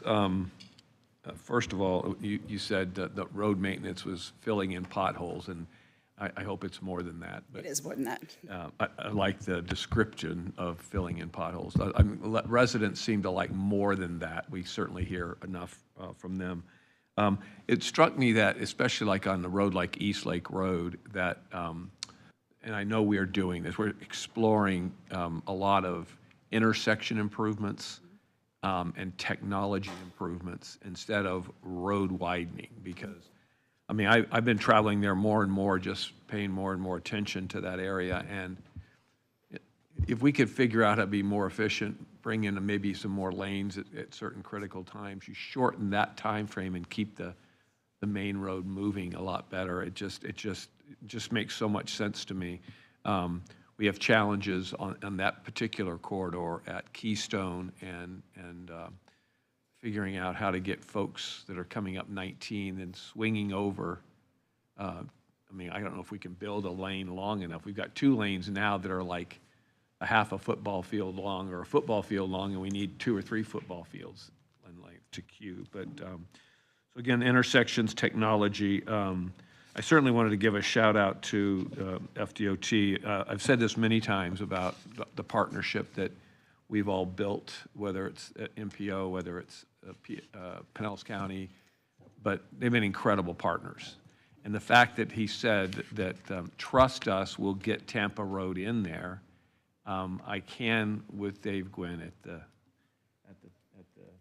Hill, running the show, because I know that there's balancing issues on money, and it's got to make sense. Knowing that that's a priority for us is good enough for me, but that is critical that we figure that one out, because that's that last east-west movement, and yeah, it's a mess. I guess that's all I had. Just errant comments about some of the projects. Thank you. Yeah, and I hate to even call out Tampa, Nebraska, because again, we do have a great partnership, and I do believe it'll get done. But I didn't want someone to look down at their sheet and see it as unfunded and raise red flags. Well, I understand but I wanted to make sure that they heard what I had to say. Thank you. Anyone else? You got off incredibly easy. Maybe we'll have a little more comment in October. Not that we're inviting it, but this is a big deal for us because it kind of sets our agenda for the next 5 years until we do it all over again. And it's possible the next long-range plan will be a truly regional plan. Now, we are working on a regional LRTP that's going to be like an LRTP light, but it'll take the high visibility and most important regionally significant projects from all the Suncoast Transportation Planning Alliance and put those into one document and talk about how they work to further regional economic development and connections between our counties. So look for that document in the next several months. Yes. All right, thank you. All right. Now, are we doing forming the nominating committee? The nominating committee is next, yes, ma'am. Yeah. You want me to introduce that? Or Sure, go ahead. Okay. So every year. Microphone, please. Yeah. Thank you. Every year, Ford Pinellas reviews at the end of the year its plans for leadership on the board in the coming year, and this is a decision that the board can make. We are not required to have a nominating committee. It's totally up to the board. Just a little bit of context. This is for the larger 19-member board, and I have an item a little bit later to give you a status report on that, how we're doing about that. But we're planning to seat the new board in January. We don't have a December meeting, so we will be looking to put that in after the election and in January. We will know in October who the appointments will be, even though the election is in November. That's another little quirk in our schedule. So if you'd like to wait till after October, you can certainly do that, and then we'll at least know who all the appointees are. We know some of them, but we don't know all of them. However, I do believe that this is a fairly complex board with a little bit of time to get up to speed. Some of you may attest to that. And it might be wise to have somebody who's a little bit of a veteran on this board to move into the chair and vice chair. And Going to recognize right now, this is, I believe, the last meeting that Chair Long will chair the meeting because you're out of town in October. And she's termed out of office. Same thing for Mayor Bajowski, who will no longer be mayor as of November in the city of Dunedin. So our leadership is changing, and we also have some rotating seats that will begin to take effect. And so you'll have some new faces around the table who haven't served on this board in quite some time, if ever. So I'll just turn it over to you all and see what the board's will is. If we form a nominating committee, Tina will begin to schedule that. You'll have to appoint members to the nominating committee. And we would like you to do that today. If you think you can make the determination of a chair, vice chair, secretary, and treasurer from the dais, then we can do that either today or at October or at the October meeting. Commissioner Driscoll? Thank you. So with Commissioner Long and Mayor Bajowski coming off, there's still, so I serve as secretary and Commissioner Albritton serves as treasurer. That's correct. Is he, when is his term on Forward Pinellas? He's not in his last year, is he? No, he's been reappointed by the city of Clearwater. Okay, so along with he's their in. new member so he'll be back next year. He has not expressed to me one opinion or the other. But last year, or I believe it was last year, he was offered the opportunity and he chose to stay as treasurer last year. Okay. Has he indicated an interest in serving as chair or vice chair? He is not, one way or the other. I hate that he's not here for We this. can't do that. No, but, no, I just wish he was, I wish he was here to tell us himself. Instead, I have to ask, what, if you've had a conversation with him. Right. I did have a conversation with him. It did not come up in that conversation. He is in North Carolina right now. Okay.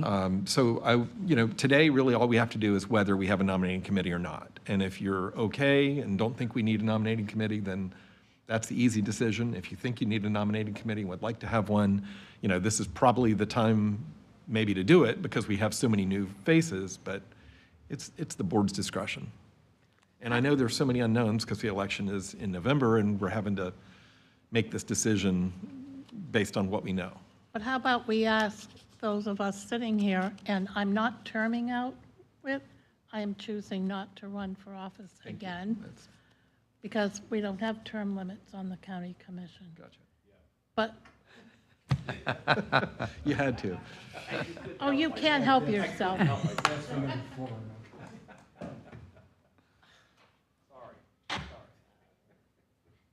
Okay. Is there anyone here who has a desire or wants to rise into leadership on the forward? Patty, you do? And Richie, Commissioner? you do?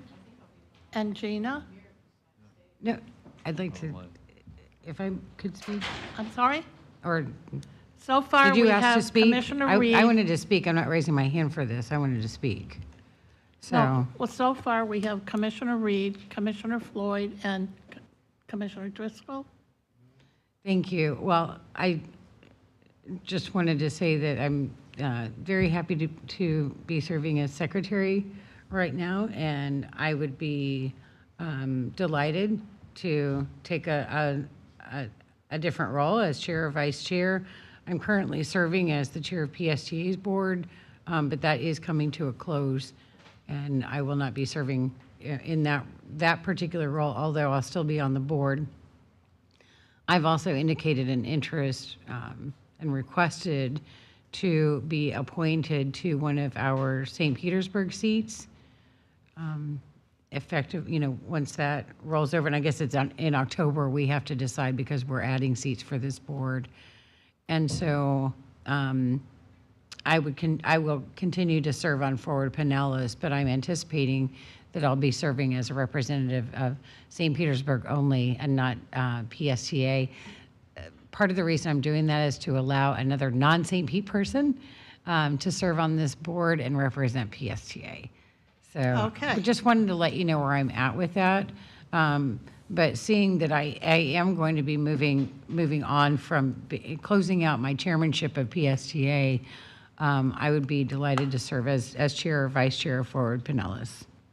Duly noted. Anyone else want to speak to the issue? Commissioner Scott. Thank you, Madam Chair. I probably don't want to be chair or vice chair next year for Pinellas because presumably I'll be chair of County Commission and chair of TDC, so that might be a bit much.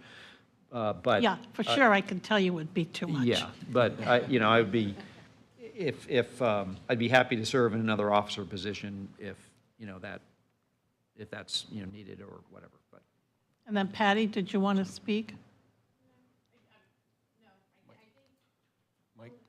Mike? Microphone. Is Dave and I will be the longest ones on here moving forward. Yeah. So, but yeah, no, I would like to. I feel comfortable, and I've taken the classes as far as being able to step to that. So, Richie, did you have? Yeah, I don't really have much. I am interested in like taking on more responsibility here. I don't necessarily not interested in chair or vice chair or anything like that right now, but I'd like to take on more responsibility here. I feel more confident in my knowledge and understanding of what the board's about, and so I just figured I'd offer myself up for it. Okay. Thank you all for your interest. Commissioner Eggers. Yeah, I mean, I certainly would have some interest potentially in that as well. I mean, I've been the chair before. I do think the next couple of years are going to be fairly interesting as we talk about an expanding local board for a while here locally, but also the regional piece and how that's going to play out. I know Commissioner Driscoll has been on that regional group, and I've been on the regional group. I just think it's going to be important to have that in your, experience, I guess, bag. So yeah, I mean, I would have some interest in being on that as well. So given the interest that's been expressed by members of the board, it seems to me that the appropriate thing to do was to put that all together in a nominating committee, have the nominating committee meet, flush that out, and/or anybody else that wants to be part of the nominating group, and then come back in October with a recommendation. How does that sound? Rather than trying to flush it all out here. Yeah? That'll give me a chance to reach out to the members who are absent. Who are absent and not here, who may also have an interest. Very good. Okay, every now and then there's a good idea. Right, so Okay. Tina will be in touch about setting that nominating committee up. Actually, the action today, if you are going to have a nominating committee, is to appoint an uneven amount of folks to serve on the nominating committee, and probably, preferably not the folks who have expressed an interest in serving. I was just getting to that. Tina, that takes everybody else out of the mix, because almost everybody wants to be in it. But Well, how about, Members who are departing this board can certainly serve as nominating committee members. okay. So would you like to serve, Commissioner? I'll be happy to serve as a nominating committee member. Perfect. Commissioner Burke? Yes? That's two. How about you? I'll be happy to serve, so that's 1, 2, 3, that's an uneven number. Is that I enough? don't know that I can get this meeting accomplished before your last day in office. We'll do it as quickly My as we last day can. in office is November 19th. Okay, I'm gonna assume that I you mean, all are. it's 3 people, Tina. Okay. We can figure that out. So we need a motion to appoint those members of the nominating committee. Second. Okay, we've got a motion by Commissioner Eggers and a second by Commissioner Scott. Perfect. Let's vote. All those in favor? Aye. All right, that wasn't too muddy. Thank you very much. There you go. Okay. And now we're doing the Advantage Pinellas Housing Plan? Yes, we are. Linda's coming up for that one. I can't see behind the pillar. This will be fairly brief.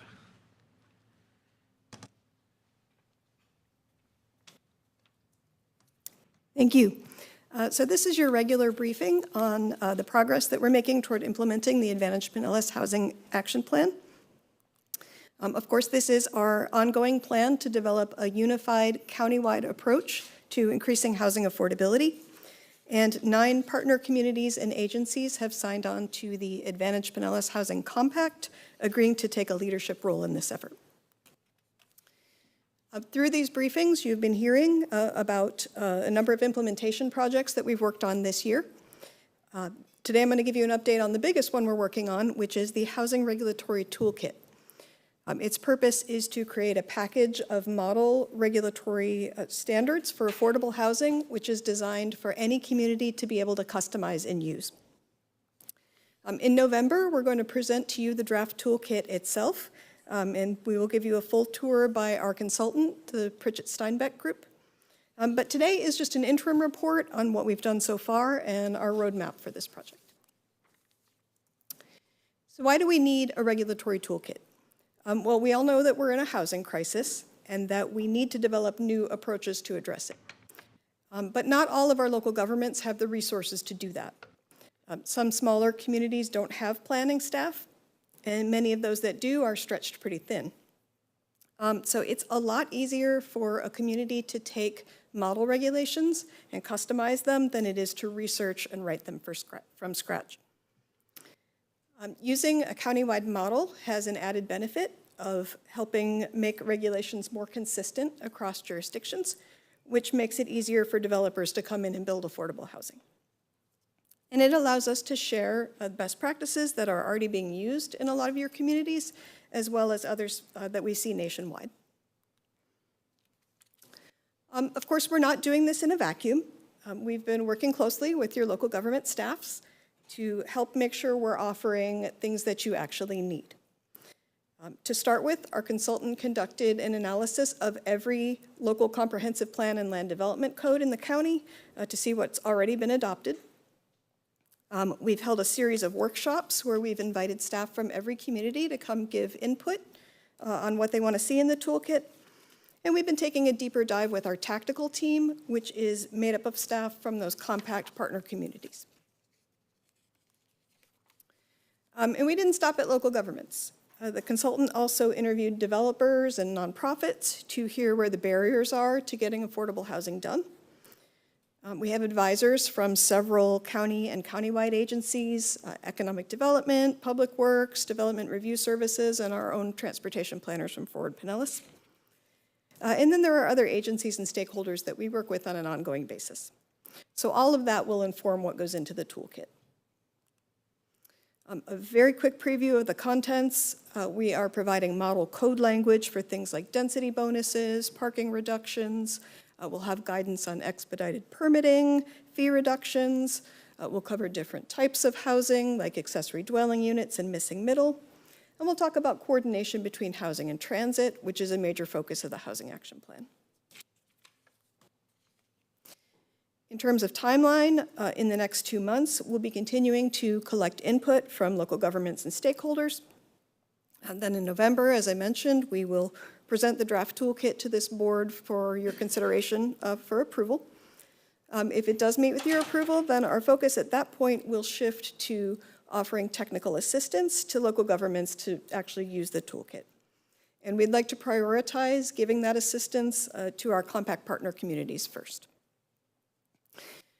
Lastly, in the spring, we will be holding our next Homes for Pinellas Countywide Summit. That will be the 3rd one since 2020. And our goal for this one is to focus on the toolkit and what local governments need to be able to use it. That is your Housing Action Plan briefing for this month. If there are any questions, I'll be happy to take them. Commissioner Eggers. Yeah, this is not really related to the presentation. I really appreciate what you've put together. I was just thinking, as you drive around this county, you see just many, many, many apartment complexes being built. Just trying to get a sense, and I'm just throwing things out there without a specific plan. But is there a way to inventory the number of apartment buildings and number of rooms that have come online, say in the last 5 years, 3 years, with a heat map that differentiates between market rate apartments and affordable apartments at 120% and under, and you know, so that when you see a map of Pinellas County, you can see, there's a bunch of apartments, and every time I go by them, it looks like the parking lots are full. Like, they just built it, and, you know, they filled up. So is there a way to kind of pull all that information together from our 24 city partners and county and see what it looks like in terms of new product? Sure, that's a great suggestion. One of the other implementation projects we're working on is a set of mapping and data resources, and that's certainly something that we could add to that. You have the info then. You would have the info, yeah. We should be able to get it from the property appraiser's office. Thank you. All right, thank you very much. Speaking to that point that Commissioner Eggers just spoke about, it seems important to share that I was at a ribbon cutting. I think you were there, Commissioner Eggers. It was a very large, high-rise apartment building on the south side of St. Petersburg. And I was just struck with how we were having the grand opening of the building, and the building was totally full with residents that had already rented the apartments. I just found that extraordinary. So it does show that there is a huge, huge need. Where they're coming from. I mean, like, I know there's new people coming into the area, but these apartments are being filled by folks from somewhere. So where are they, where can we backfill? I don't know. all this other housing that they've come from? You know what I mean? Does that make any sense? Do you know, Gina? Have any, they're out there, right? I mean, They're coming from all over. they're not all just new folks coming into the county. I mean, I think a lot of them are. We are growing as a county. I think a lot of people want to be here. They want to be in Pinellas County. It's gotten real expensive to do that, though. So a lot of people are living in the region.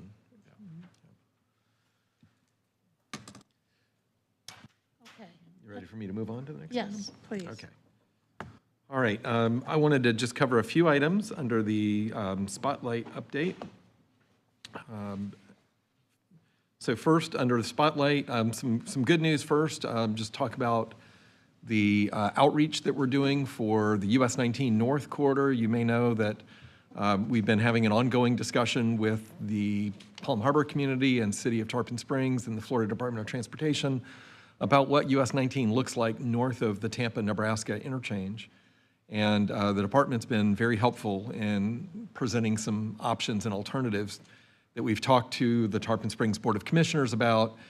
We are now scheduled to have a business focus group on October 3rd for the Tarpon Springs community. And we are in the process of scheduling a public workshop and a business focus group for the Palm Harbor business community. We are working on some locations. It looks like the workshop will be at the Palm Harbor Library. They've agreed to host that, but we're still working on a date. So October 3rd will be the focus group for Tarpon Springs, and Chelsea's left the building, but I think we're having that at the St. Pete College campus up there in Tarpon Springs.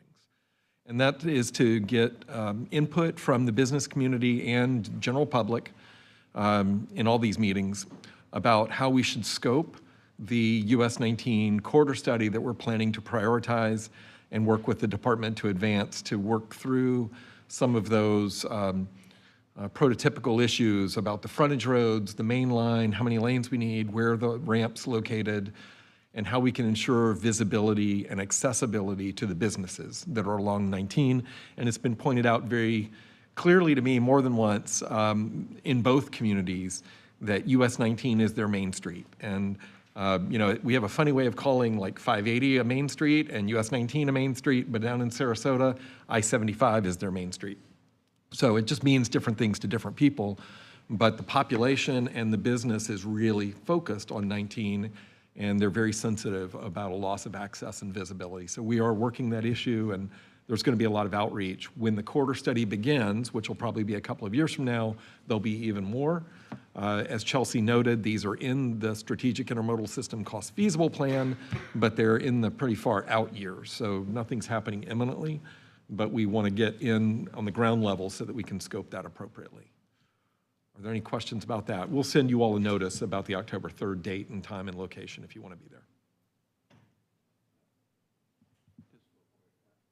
It seems like two things. One, there's been some marketing studies done, like up in that North County area, about the kinds of businesses that are developing along the corridor. And they're very different retail businesses than they used to be. So some education, not only for ourselves, but for our businesses and restaurants or residents, that, you know, that's important to understand, that element of, like, it used to be that you had to have immediate direct access. And now you're a destination business, so you don't really need that as much, number one. And then number two, identify specifically what they have now. Because what they have now is not as much accessibility as they would like to think. So, I mean, I think it's important that those elements be shared in the context of getting input, because things are changing dramatically, and it's just a different world. I mean, if you're going to be in the Publix center, you're going to go to Publix, and you still can see all those retail stores as you go to Publix, right? So, yeah, right. Anyway, just a thought. Oh, that's a good thought. Thank you. The other thing I'd like to just mention is I think we've worked through a kind of a thorny issue in the town of Indian Shores with help from the department. They've had a change in leadership, change in staff. And you may remember that there was a very expensive sidewalk that we were trying to shoehorn in on Gulf Boulevard, where we have about 40 feet of right-of-way. The town feels still that it's somewhat of an unsafe condition because adjacent to the travel lane is a shared bike and pedestrian travelway, and it's not very clearly lighted or delineated. It's not a raised curb, and sometimes, because it's a single-lane Gulf Boulevard, if somebody is turning left and somebody gets frustrated behind them, waiting for a break in the traffic stream, they will pass on the right. And that's a real risk of serious injury or worse.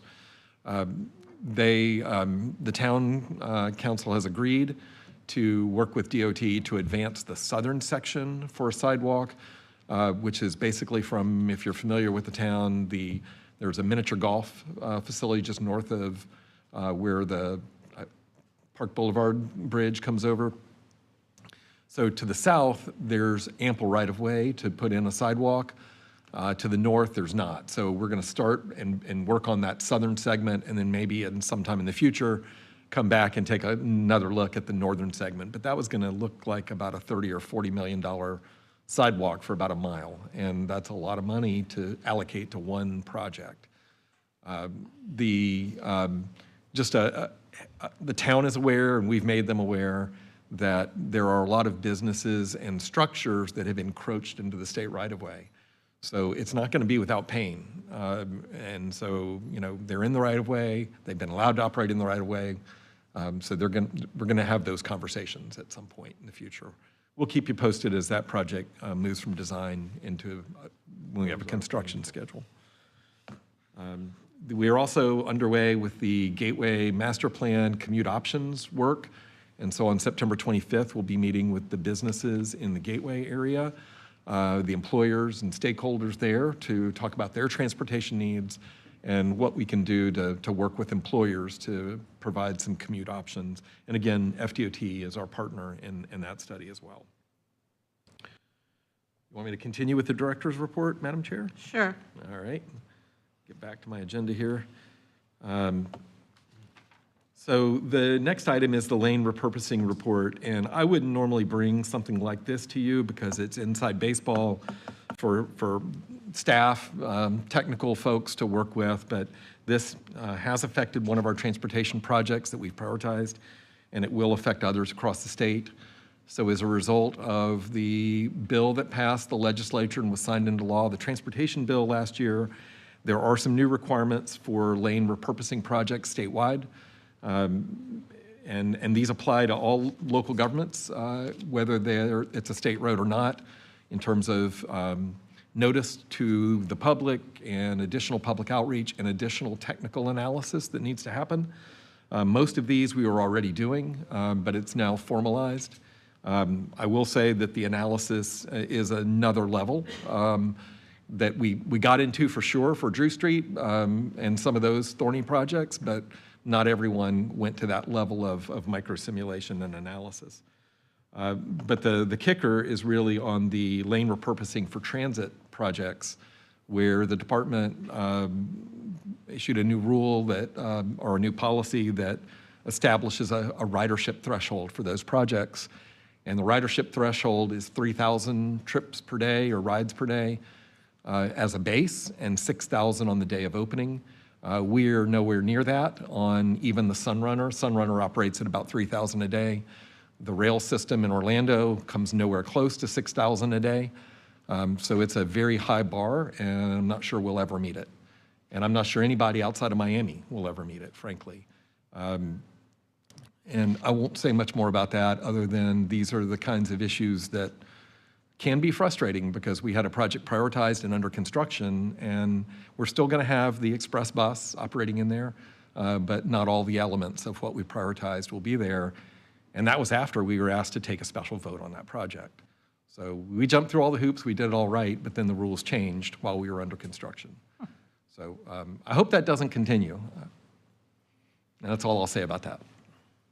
But you have the guidelines, so I encourage you to look at that and certainly share those with your staff because they're going to need to know it. You have Councilmember Floyd wanting to ask a question. Commissioner Floyd. Thank you. I don't know if this question's for WID or maybe somebody from FDOT, but I've got the repurposing stuff here. First, I don't really understand like how a rule change like affects a project that's under construction. I think that's my immediate like quandary. I don't know if anybody.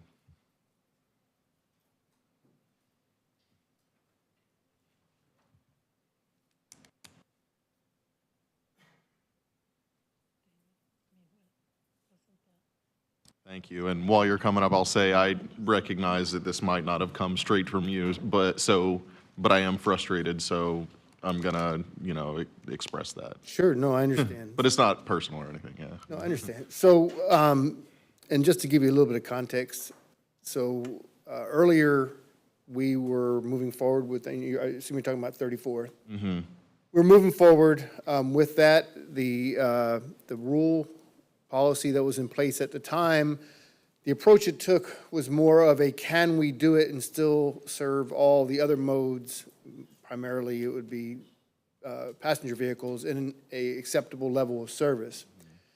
And if the local government for that area supported the project and we could show that by repurposing that lane, we could still service all of the other vehicles in an acceptable level of service, then that generally was the test we applied to it. Because of the new legislation that passed, it threw another layer on there that in addition to can we do it, it said should we do it.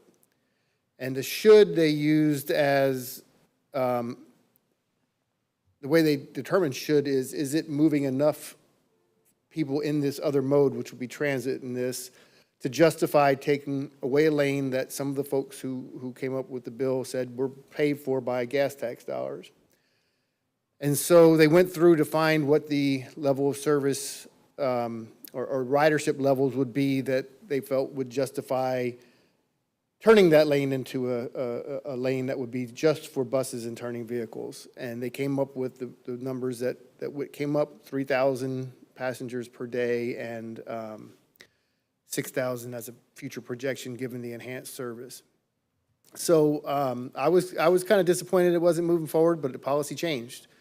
What we did do was we made sure that we still are going to provide a grant to PSTA to support expansion of a premium service in that corridor. The truth is, the bus will operate fine in that lane with the given traffic that's out there now. It's pretty light traffic. The purpose of having that lane as a business access and transit lane, I think, was viewed in some cases more as perhaps a safety measure. But with the new rules that we have, it has to meet that threshold. It isn't a, should, it was a must meet that. Yeah, I understand that, and, I didn't bring up the rules, like Whit said, unfortunately, we're never gonna meet them, And so this is, had the effect of just stopping us from doing that. But you did mention the safety aspect of it. Actually, let me just refocus my first question, which was, like, how did this end up applying to a project that was already under construction? I mean, I've not been in government that long, but typically when a project is under construction, you see it through. Yeah, and we're still going to see the project through. So this project originally started as a resurfacing project. And at one time, there was discussion about doing a lane elimination. In other words, getting rid of the 6-lane footprint and making a 4-lane footprint and using the other right-of-way for whatever, wider sidewalks, whatever. What we did was we couldn't justify eliminating the lane, but we said we could do a lot of the other elements of the project, like wider sidewalks, more mid-block crossings, other things that we could do in there. The only thing we're actually taking out of the project from a physical standpoint is pavement markings and signs, because the footprint and the physical construction of the road wouldn't have changed. It was going to look the same, except one lane would be striped out as a business access and transit lane. It would have signs there and markings on the road. So the only thing we changed was that we were not going to put those signs up and not going to. If at some point in the future the policy changed and the thresholds were met, we just would have to put striping in, signs in, and you could implement it. Okay. Well, thank you for that. Yeah, I mean, it's disappointing. One of the things that we had to go through, the vote that we went through here, and it took a significant amount of time and focus. And when we did that, I made the comment that, like, if we're going to lower the speed limit on the road, there's like certain factors that need to be taken into account, like the ability for traffic to flow really quickly, and that this would help bring that down some. So it's disappointing that the safety aspect of it got removed. And, I don't know that I have any other questions. I've got a couple of things I'm going to mention about the policy here, and you can comment on them if you'd like. If you wouldn't like to, that's fine as well. When it comes to safety, I think we have in here the corridor capacity policy in section 1.3. The first thing it mentions is the department's mission is to enhance and maintain the capacity of the state highway system in order to promote efficient movement of people and goods. But the actual mission of the FDOT, the first thing that it does mention is safety. And so it does feel like they took safety out of this policy to make it fit what we were hoping. Additionally, there's like comments in here about, don't think I have it right. Oh, it's right here. About consideration of project support from jurisdictions where the project is located and adjacent jurisdictions. Sounds like they just, added that to this because our project was opposed by people in an adjacent jurisdiction. So that's quite frustrating. And then, if you go back to the mission and values of FDOT, it's got a couple of things in here that are fine, but then like, commitment, respect, like I don't feel like the city of St. Petersburg's opinion on this policy was respected. I don't feel like this board's opinion was respected. And I feel like the commitment's been thrown out the window. And so I'm just frustrated. I needed a public venue to make sure people knew that I was frustrated. Again, it's nothing with you. I know you're doing your job and you get dictation from above. But this is very disappointing, especially when, when we do surveys and whatnot of the local area, like premium transit gets brought up so often and street safety get brought up so often, and we're just getting our ability to do those things limited. So I just needed to take a moment to say that publicly. I understand. One other change that's in there you'll notice is they changed who can be the applicant.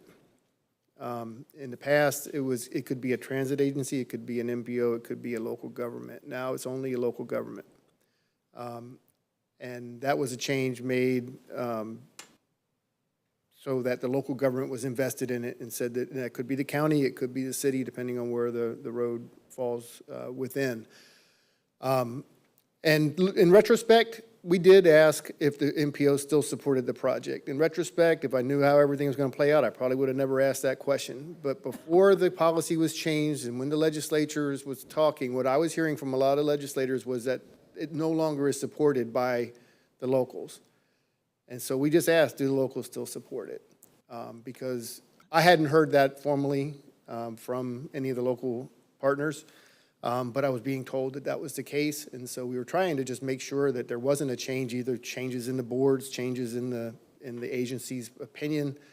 And if I knew the rule was going to change, I probably would not have asked for that reaffirmment, but.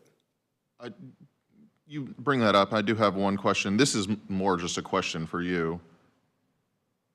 Like, there's some mention in here about, like, you know, within 5 years, if people change their minds, stuff like that. How does that impact your ability to just get projects done when things get put on work programs so much further ahead of time, and then things go by and, yeah, things do change? I mean, that's going to impact your ability to actually complete projects. Typically, if it's a project that's under construction, we wouldn't cancel or change the project if it was going to radically change the construction of the road, for instance. In other words, if all of a sudden we were in the middle of building 6 lanes and all of a sudden they didn't want 6 lanes, we're not going to probably change that. The fact in this case was that the changes were so minimal from what you see in the road and what the contractor has to build. It was actually going to be the last thing the contractor did. He puts the striping down, finishes the signs, and he's just not going to do that particular element of it. That's why, in this case, I think they said that it hasn't been implemented yet. You're not changing any of the physical construction of the project, but it's very rare that we change a project midstream. And I don't think that will be something that occurs a lot in the future. Okay, yeah, the ease of this made it something that could be changed. I don't know, that's a great lesson for me to take in the future, but yeah, okay, all right. Thank you very much. I appreciate it. Right. Thank you, Chair. Question? Thank you, Mr. Secretary. You got David, a quick question. Commissioner Eggers. So local support, is that defined by the local government or surveys taken by residents in the area? Or how is that? Well, we would obviously do public involvement, and we'd go out and get input from the public. But when we talk about the applicant, it would be, for instance, if it was completely within the city of St. Pete, it would be the city council. If it was in the county, it would be the county commission. Wherever the road falls within, that's where it would be. And truth being, there was, after Sunrunner was built, one of the local agencies, or maybe even 2, had changed their mind on their support. And we want to make sure that the applicants are fully in on it, since they're going to have to sign the application as they support it. But in this case, I mean, you did ask MPO if they supported it, and I understand why you did that, but City of St. Pete didn't change their position. They supported it initially. In fact, we wouldn't have gotten involved in it had St. Petersburg not requested that. And I speak the same for Drew Street. I mean, it wasn't an MPO project. Contrary to what some people want to say, it was driven by the City of Clearwater, and we got involved. They asked us to get involved. You guys got involved. It was a very well-thought-through project. It's now changed because, to your point about change in government. Now, they did change the government. You know, they changed what they wanted to do. So it was a different issue, but those things happen, I guess. So you know, to the Yeah, I mean, Drew Street was a little different because most of it was MPO funds, right? It was a little different. funds, but not. It wasn't. We didn't start it. Okay. We didn't start the fire. No. No, and believe me, it's frustrating when things like that change mid-project. But I think we're going to always have to be nimble and just be, as best we can, determine what the public supports. But I've been telling people my whole career, you know, there is no perfect transportation project. There could be a shiny new 15-foot wide bike trail, and you'll find a bunch of people opposed to it. So no matter what we do, there's going to be opposition. And I think our challenge is going to be, how far wide do you cast the net? In Drew Street, for example, do you really, really care if somebody in Oldsmar uses that as a high-speed cut-through to avoid Gulf to Bay? Is that the public? Maybe so. On certain roads, it is. Is Tierra Verde part of the public for a project in St. Petersburg? That's a question. So I think that's where we struggle as professionals, because normally we would not think that that's the core of what the public is, but maybe we need to cast our net wider. So thank you, Secretary, Okay, for thank you, clarifying. Mr. Secretary, very much for your being here today and for answering our questions. I've got just a couple quick items, Madam Chair, if you don't mind. I just wanted to bring everybody's attention to the 2055 Florida Transportation Plan. This is an important document that the state produces. It is generally a policy document. It does not typically include specific transportation projects, but it does shape what they eventually put in the work program and where they emphasize different types of projects that get advanced. And there is a workshop that our staff is attending. It will be at the Lake Eva Center in Haines City on September 19th from 2 to 4 p.m. I know we have a Board of County Commissioners meeting that day. I'll be at the Board of County Commissioners meeting because we're talking about the reapportionment of this board. But our staff will be there, and there's also another workshop in Winter Park, so they've divided Central Florida into kind of an east and a west. They also have workshops in other parts of the state, so I just wanted you to be aware of that, and our members of the public to be aware of that if they would choose to go. Finally, I'm obligated to bring to you a recommendation, a motion made by our Citizens Advisory Committee on Safety. We have a very diverse Citizens Advisory Committee. It covers the political spectrum, and I'm proud that it's the age spectrum is covered as well, and people who ride transit, don't ride transit, ride bikes, don't ride bikes. It's a good group.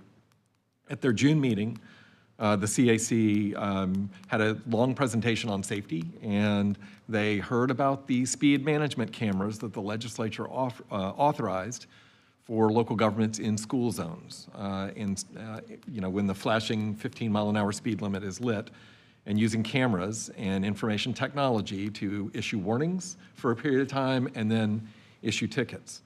To my knowledge, nobody in Pinellas County has taken that up. That's an initiative that a local government would need to do. The city of Tampa is initiating that. They're the one local government I'm aware of. There may be others here in our region, and they are doing it for select schools. The CAC would like to encourage this board to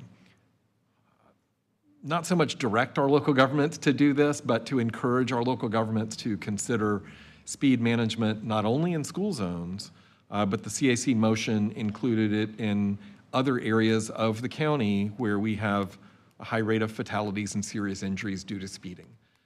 And most of our crash data, speeding is a contributing factor in many of those, in a high percentage of those. So it's there for your consideration. I don't know if you want to direct us to do anything at a staff level, but I wanted to pass along the motion, and I would love to, in the future, have a member of the CAC here to present these kinds of motions, and I think we'll do that next time. Any questions for me or discussion at this time? Commissioner Eggers. So you want to encourage, and how are they to be funded by the local government? So we had a presentation from a technology company. It was very timely a couple of weeks ago about how this works. And there is a little bit of additional burden on law enforcement, but they are not the ones that have to spend hours and hours reviewing video or anything like that. It can be reviewed by a non-law enforcement layperson, not a sworn officer necessarily. And then the tickets can be issued, and there is a company that we interviewed that does it, and let's say of every dollar collected, I believe, I don't remember the percentages, I wrote them down, so I'm not going to quote the percentages, but a large chunk of that money goes back to the local government. So they return that. There is a small amount, it might be 10, 20%, that goes to the company to maintain the equipment and support the equipment. They install the equipment, and they've said that it is proved to be cost neutral over time. And I wrote it down, but there was I think Manatee County had a pilot for a school zone, and I bet I'll find it in a minute, but it was like 36,000 citations in a 2-week period. And I'm not joking. That was the number. I don't have it handy, but I'll get that information to you if you'd like to see that It's information. 10 miles an hour over? It's 10 miles an hour So if it's 15 over. miles an hour, it's 16. If they're going 17 miles an hour, they'll get a No, if they're going, I think it'd be 26 miles an hour in a 15-mile-an-hour school zone. Oh, I thought you just said it was 10 mils. I'm sorry? 10 miles an hour. Oh, 10 miles an hour, not 10%. Okay. Right. 10 miles an hour over. Wow. Yeah. So if it's 15, they're going 26 miles an hour. That's right. Well, they should get a ticket. In the school zone, I'm saying, come on. Right. So it's up to local governments to do it. It's not something an MPO can do. It's not something our transit agency can do. It's not something the school district can do, interestingly. So we'll have a packet of information that we can share with these government groups that we're encouraging. I've got some information that I will include in your next packet, just for information. It's from a vendor, so take it for what it is. But I thought it was interesting. We learned a lot. Zones, for school zones is one thing, but for the rest of it, I'd be more uncomfortable. Understood. With the rest of as somebody who's been caught by that red light camera at Belcher and Gulf Bay, I'm with you. Okay, Commissioner Scott? Thank you, Madam Chair. I've had presentations from these companies as well, and I'm not a big fan of vendor-driven solutions like this necessarily. I would like to hear a position from the school board, whether they think it's necessary, quite honestly. Even if they can't be the implementing agency on that, I'd like to know what they think about it. But, I mean, I've talked with the sheriff about it, and he's not a big fan of these either, because there's no officer interaction, there's no human connectivity to that. So, I would just like to hear what the school board's position is on it, quite honestly. Just to clarify, I do believe that there is a live person in the law enforcement agency. Again, they don't have to be a sworn officer who is obligated to review and say, yep, that's good, that's not good, that's good, that's not good. I get that aspect of it, but still, it's fire and it's it's fire and shoot. It's somebody sitting at a computer. It's not an officer pulling somebody over and having that sort of public shaming in a way of, you know what I mean? It's just you get something in the mail that says you did something bad. So, anyway. As someone who was pulled over today on the way up to this meeting, I do appreciate the personal interaction, and I also appreciate the courtesy of the officer, sheriff's deputy, who actually just gave me a warning. But that personal interaction, I would have gotten a ticket if a camera had spotted me. So there is something about eyeball to eyeball interaction that's very worthwhile. Commissioner Floyd? Thanks. I don't know. I don't want to say that I'm going to present a counter argument or anything, but I'm just going to tell y'all a little story, a little background. I studied in the UK, and they have speed cameras everywhere, and the roads are a lot safer. They're way safer there. And the adherence to the speed limit is way broader. Like the speed limit's 60 on the highway, everyone's going 60. Like you might see somebody occasionally speed by. Not saying that means that I'm like, oh yeah, let's expand speed cameras everywhere. I see the problems that go along with that. But I definitely think I think from what I read about the CAC, the interest was in using technology to increase safety. Does that mean speed cameras? I mean, on a basic level, maybe, but I'm interested in whatever else under that realm of possibility we can do.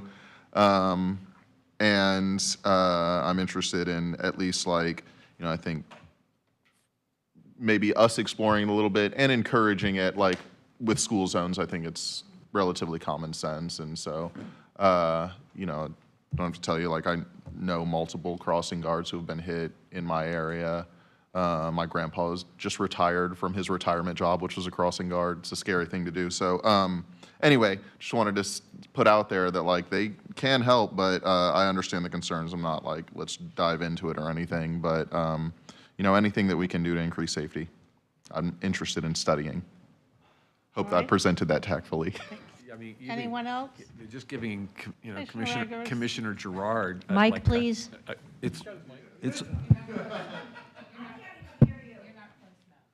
Can you hear me? All right. Yeah, so giving, Commissioner Gerard a 3 strikes and you're ticketed kind of thing might be something a little bit better so that you get that ticket, but it's just a warning the first time. I don't know, but it just seems like, to your point about school zones, it's a problem. I mean, we've heard stories about people passing the buses when they're stopping on the right, for crying out loud, and And we don't have enough cops to be in the school zones giving tickets. And if they are, they're pulled one over and 50 others are zipping by it. We've got to do something with the school zones. I don't know what it is, and this may not be the answer. And warnings would be in play and all that stuff, but we've got to start changing behavior on the school zones. It's just so Statute dangerous. does require warnings for a period of time before you can issue tickets. I'll just, real quick, sorry, don't want to get into too much of back and forth, but you just like made the wheels spin in my head, and it's like, you know, without just saying like, oh, we'll go to blanket this everywhere. But I think right now, you know, you allow the speed cameras in school zones, but like if there was something like that for a bus as well, like that's a place for expansion that we have clear issues that there might be public support for, or maybe something like that that we could encourage state legislators to do. Like, They've already done that, so Oh, okay. All right. cameras can be placed on the school bus. Okay, well then I stand corrected. To record That's that. excellent to hear. Yeah. And that's at the district's discretion. So maybe based on the guidance I'm hearing and thoughts, is we ask the school district or school board member to come and give us a that'd be talk great. about that. That'd be great. We'll put that on a future agenda. Okay. Seriously? Yes, ma'am. Commissioner Eggers, you have anything else? No, ma'am. Thank you. Okay, well, if there's nothing else for the good of the order, seeing none.